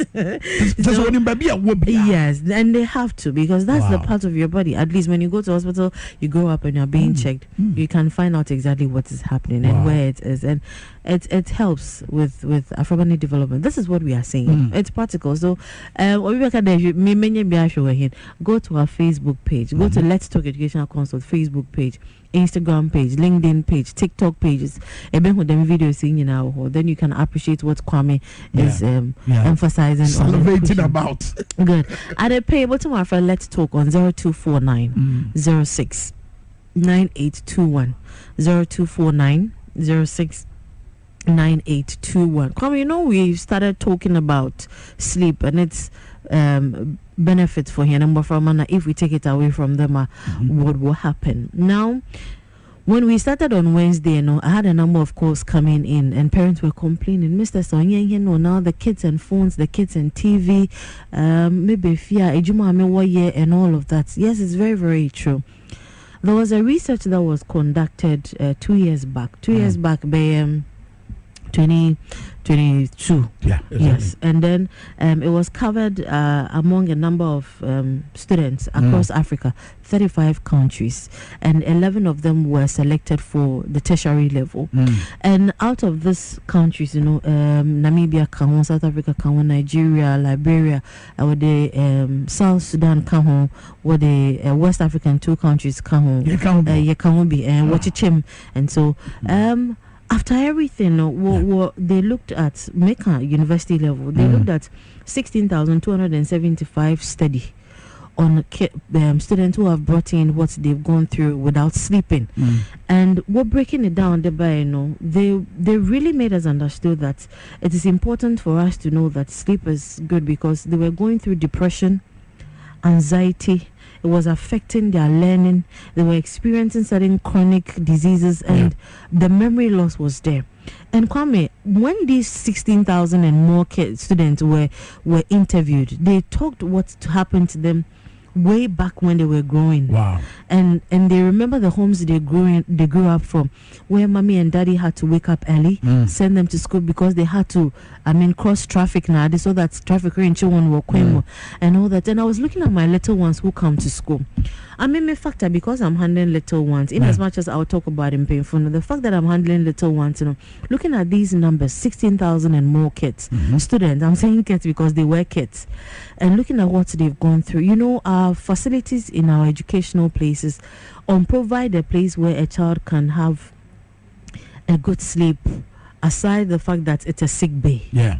Into in Kakrama Day, Sawaba, and because most of us with Yakasa had a attention span is in the morning, we want to get it in the morning before any other thing. But this is an advice I want to give out to Hene at church of Hene schools, especially those who are listening. I'm a mama kids, but how many are they? So being the mouthpiece of Mofamano, I want to communicate to us as parents and as teachers. I know that you want the child to get to school early so that you can also get to work early. So let's try and work out our kids sleeping early. Let's give them the benefits of sleep, and let's encourage ourselves, the young teachers, what school I bet chairman. But then always remember, Afrobia who comes to school very early, between them 5 and 6:37, is a child who didn't get enough sleep. At least let them sleep a little bit in the morning, because Kwame Sawanda it give them a standard growth. They're not able to eat well, want to concentrate to a class. And remember that this is the time where Afrobane mind 80% is being groomed. And to say yeah, them 80% and more, no. That's our track of grade 1. Ebona from why get so obey kese, and things like remembering what they've been taught, relating with Niti Chapo, playing with friends. The minya now will come down. And somebody will say that we've taken something out of school, which was nap. There is something called the power nap. The power nap that gives a child 20, 30 to 45 minutes sleep in between the hours of the day in the afternoon, where we have the stage 1, the stage 2, stage 3 to stage 4. When we used to allow kids to sleep a bit at school, we used to have great results. But these days, them time for them to take a nap. When you travel to Japan, China, when you travel to Indonesia, when you go to their classes, morning one why in such a way that in the afternoons when the kids want to take a nap, they can bend it and push it back and sleep. This is what we call the power nap. This is what the brainiacs were using. Your Einsteins, your Teslas, your Nicolas were using to help themselves learn. And so I'm pleading on behalf of teachers. Say Afraba school na say and then repetitive, that means they are not getting good sleep at home. Work on it for them. Let them have a good sleep in the morning, a little. Then when they come up, they wake up, they'll be refreshed enough to get steady. But in the afternoons when a child wants to sleep, like the Omuto small girl you showed me, food itself needs the child to sleep and grow in between. But encouraging that, but when the child needs it, we should find a way to work around it. That's right. You ask the bankers, they'll tell you their little secret, forgive me, but they'll go to the washroom and find a nice time to take 5 to 10 minutes nap, and when they come back, they are well to do. You have no idea. And one of these days I'll tell you tell us more. how not necessarily between the lunch and time, they have a way of it, because if you don't, Kwame, you will break down. And just imagine you are an adult going through this. It's affecting our younger ones. And so if you see somebody who is depressed, who is anxious, who is going through certain things in life, one could say when you are stressed, you are anxious, the sleep is taken. And the scary aspect is when you take less than 5 minutes sleep, Kwame, is not intelligent. So this is where I will put it. So we need power naps in between for our kids to help our kids develop. Because in as much as we will provide them everything, if they don't get the healthy aspect of it too, on Wednesday we will get a medical practitioner to give us a little note on the sleep thing that we are talking about, so that at least so as let's talk, we say it's a home away from home. We provide that space for that child to sleep, and then we encourage that the child wakes up and then learn. I'm advocating because I need the place to be asleep and not necessarily a sick bay. Unless the child is sick. Yeah, I pay my mincha. Oh yeah. Little Joy Health Shop. If you have a child always 12 years and above, I beg you, get Koa mixture for them. It will help them develop money brain. The master na mamincha Kelvin Pharmaceuticals and they pay for giving us IULABs, especially for my babies and their guns and their stress, so we don't sleep. We were talking about yawning. We are not sleeping. But in your IULABs are ever. The Nature Blend Hospital is a very beautiful place. As a family, you have to go. Maminfa Ayin Cross on the 5th of August. If you are Montessorian, let's say practice Montessori, or you have the name on your school. Montessori Alliance of Ghana, which I serve as the president for, is organizing a program. I would love you to take part. And it's a get together for a glass, and that's all. And then ensuring that we are learning about all these things. The flyer is on my status, so you can watch it from there. And it's happening at Grace Chapel International, the headquarters at Kaneshi First Light. If you are into Montessori practice, this is the time to get together. I'm into it. To learn for us. I don't have a problem if you're a parent. And we have Montessori for parents, and we at Let's Talk, we do that for our parents. So call us on 0249 069821. Very well, Madam Time Bomb, as always. That's a pane. And como say, Anna, only a bedi. I say, Let's Talk Education Consult. With me, Afromo. Wobano Fanako or no Gonya, entity ya, what ye now sounds to do any a who ye say a cost war or Mushia demo. Number 0249 069821 0249 069821. And today, Baconone, here say, and could I no benya breno mada na gain it my year, Juma. Obi a one time, Nebia and Chevia and Refiad ye. What an idea, bottom, one terry, one boy, it's a chechenino, was said any business over here, over money town quadano. I could out one tenya and none of bebeno, buano. Said the baby was sukumono. Over to me and your baby I day. I done nazo bed to me in our four, Atlas and Modin Como. And you found when in Noma Obehunu our Let's Talk Education Consult. Almost also yes summer school. It is Abraham Graya Makwai. Memon Trefia Momon Nante Border Soon Cotintam, Conco Bianco Fire Diabia, and some account home. More this one baby brebe. It's a moment called Let's Talk Education Consult. Now Omunyan to Tiasronco. To say them kind of more Teshidungwa Estate. Omo Mango Street. Which are from 0249 069821. Let's Talk Education Consult. Also building the future through children. And also you call Health Alert Clinic. Sabra Yakasa Alert the Su. Also Su on phone so big. Alert in that back. Abba. Alert in that back. Bravo.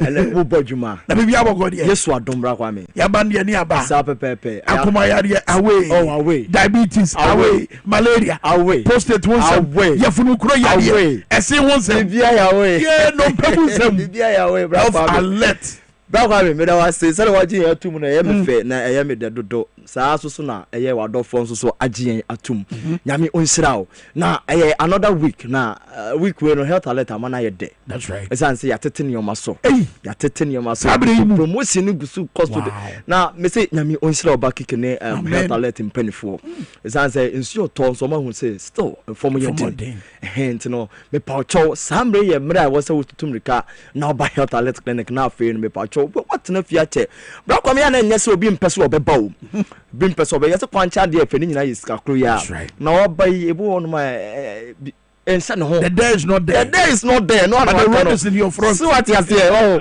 nti body sara na I say obeda na obedwendwen sa but edu satam ya na ma hunu say your opportunity be wase wutumi ye den grab na won so no wutumi ko health alert clinic na okokoji ayarehwe ade bia e ha on medical kan say ba no ulcer diabetes e ba no stomach problems e ba no say STI sexually transmitted infections gonorrhea syphilis ne de keka ho ne de me pa chow ye mfa nko health alert fitire ensign mafia obrekon ayade ne guso we moja menu ntine na wotwi tutumrika ne bawura somebody na ne ben so pokwase ne ben say ya shaman eye kasoa anase asimfo su ne nyina no ya bia pro no e de ato no ma obowura mu amepacho ye be hwe fefefefefe na bibiara akoye ne sa ne ntene ya number no na afi efre ofra de ben no ne adareto na okọ no fefefe eye 0242 51 8865 0242 51 8865 and 0242 518893 0242 518893 bra Kwame ma me de number na to dware say na ye nko ne say no ene na watchi near health alert clinic me pacho ye hwe yeah aye vagina candidiasis again bra Kwame vagina candidiasis wow anaza vagina yeast infection na bra Kwame won say bebre na no aya na ebinemu enti ase obehwe na abayewa bi wo honom ne kunu anase sebe ne boyfriend bi ato card ya channel obi wonu abaye so ne atwa eye ticket ya ma ne de ne nam Dubai na oye den oginani bebre na no efi se eye duro bebra Kwame ne yi no enye ne nyina na eye duro do oduro wo de but enye ne nyina na eye den eye duro obi wonu a ene ntira oba bi wonu so de ya wo se o me de ade pa eye den age ade sa anye nkwan da bra Kwame na ya ahosiesie mapa ahosiesie obekwa hnefi ho no obehwe na odefo ade no bebia koyie e wo honom odefo ade yi baluta won say odefo ade na ide e koyie na bra Kwame se enkoyie a medical ka se eye yade e nipa ye kwa ye baidie eden ayade ne eden e wo honom na se ye ka vagina yeast infection na me pato vagina na nkasa no naturally no a consists of a balanced mix of yeast.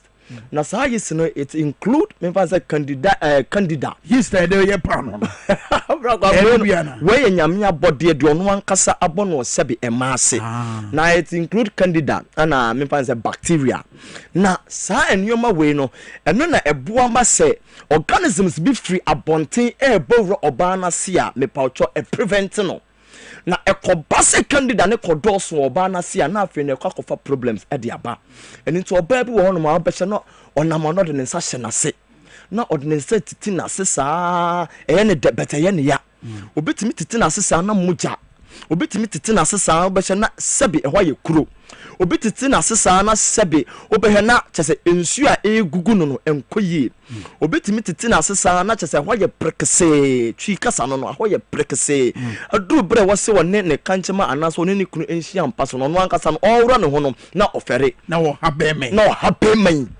therefore person obowura na so na chese therefore yemfa ncheche bra kwa mesra enkoyie Elizabeth Paucho se bibi sa na ba besoye wo so a mesrew for Ebedan Health Alert Clinic. Ambassador say no o your ba wo hweme. Utumu say wo man sem no me pacho wo hono ma asa rashes bi ababa begu wo man so. Asa ekuro bi ababa tototo waya ase hono.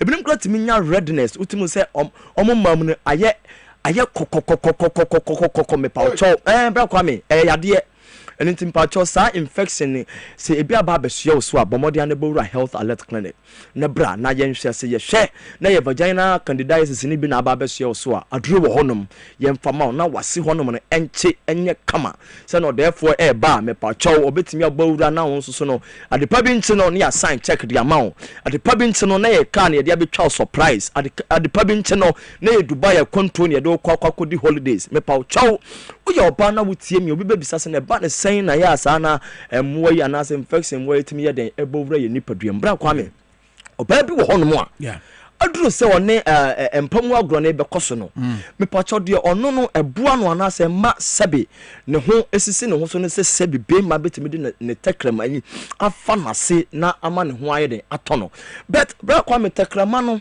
sebe infections bebre ebo so wan obi wo no mo a infections bebre e wo ni nipadua nim na ode ne tekrema e ba befa wase ode nom nkwan yenka sa nkwara ni ti me paucho e ba ne sana na emwa wan anase bacteria se na e wo tekrema no so no e bowura wo ba no wase enu ntino me paucho wo hweme na se saade no wo ya de a wo ho hyehyemu a mesere be yanka jai na entumi emma wo ho ban emfiri eye vagina candidiasis mu me paucho obi susu wo no mu a se wodi nioma e be hye na si oral contraceptives sɛ wɔmpɛ sɛ wɔbɛnyem wɔmpɛ sɛ wɔbɛyɛ biribi nti no wobɛyɛ no watam nnuro bi na wanom ansa na wayɛ den ɔne ne kunu anaasɛ ne ho kane bi anaasɛ ne kankyema bi akɔ akɔhyia na mepa kyɛw saa nnuro yi a yɛfa ne yɛnom yɛmene ne yɛde bi hyehyɛ yɛase ɛne ne yɛkɔ ne yɛba mepa kyɛw ɛwɔ nsunsuasoɔ bebree ɛwɔ mmaa mepa kyɛw ɛyɛ yɛmmaa ne mu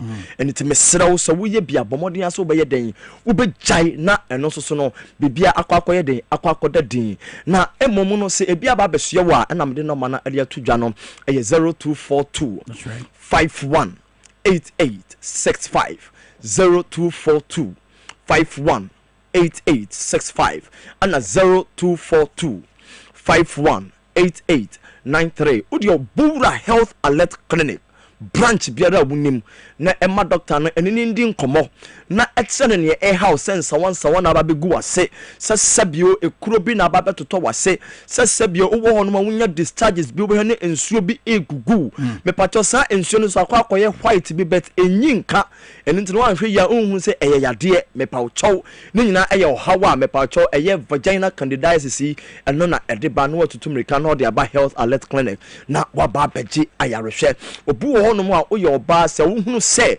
ukọ empam anas wo sia enna na wo de pains na wo tia mesraw ebia na hawi bi na yeden aba wo ma ne ho no watutumrika na de akọ health alert clinic na wakọ akọji ayarehye ne sane ntino ema ye betumfo se momomoden asanka pant no mepawchow anase underwear no mesraw susufa de ebe title no efa hye mesraw bomodin ase obetimi ama abribia no emframa atumi afa wase kakra sanse nyakopo abodie mu no se na obo ade no babia ewo no ewo babia ewo to krom already na afensu no wase akwa pant bi na asa title we ba ne sana onko a wo banyina na emfifire na efiriw na ama wo pant na yeden emu afọ na akwakofa saa emwoi no hawi bi e de aba wo man mu enitime srew bomodin ase wo be se pant a memfansa nka ye kotena emframa betumi ayeden abo e de afa wase na bibia akoyi e de ama wo mepacho utie me nso na oboso me nso na wo menses no e ba mepacho pad no ye momodin ase betumi asesa no abra no na tumi aboa ama ya kipu eye yase hono no clean ama bibia nso so akoyie oye oba okọ baby kakra na se ohofo ana se wo fan se emfifire efriwa bomodin ase obetumi asesa ho emra no se ne be ya tambia no honam no be clean na bibia atwa neat na wo so no akoyie ede amount health alert clinic amote enkan enya no nko na ye hye e wo health alert hono mo me pa chow eye osayade de ye number 1 Osa yade ye number 1 na bra Kwame papa bi eba eye health alert clinic eye memre da na etwa mu no okay o se friend Mr Patrick na Mr Patrick say of Oshwen free awoshi na no de o se odura no pana ba bia ni TV da ba bia ni radio da wow eni nipa wo hye no eye bra Kwame Minkah so enu ti me pa cho Mr Patrick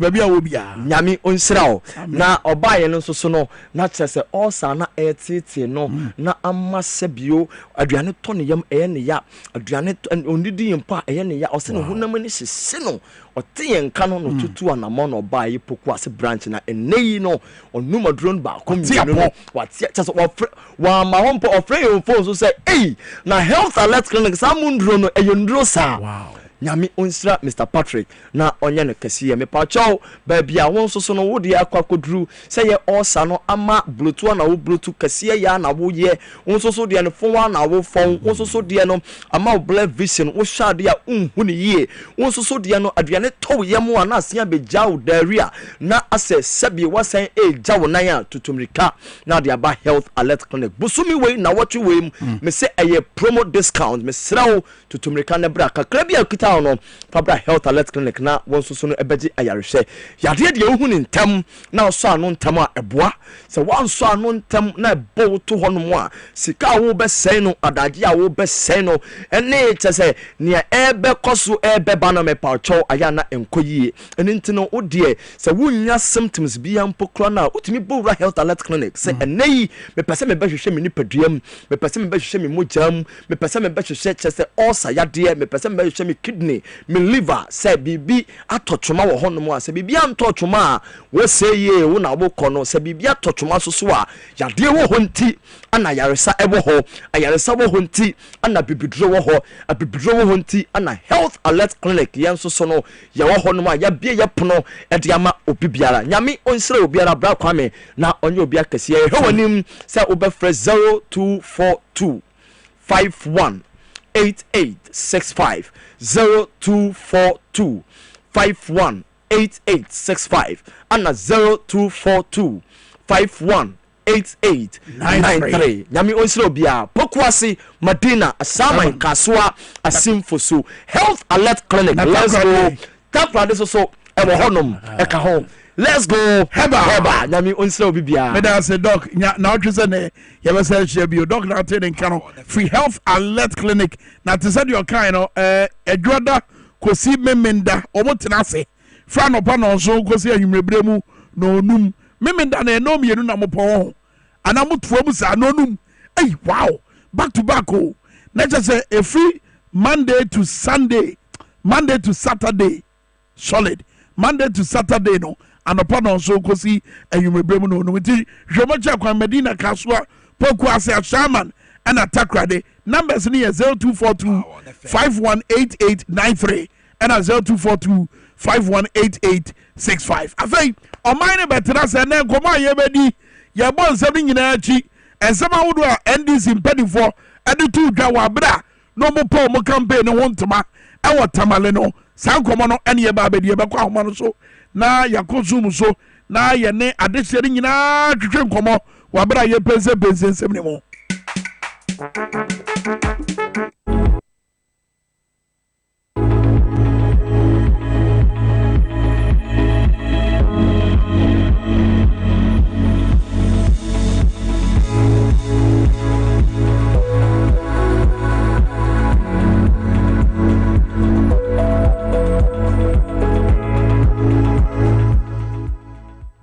Remember who we are singing now. At risk of prostate enlargement.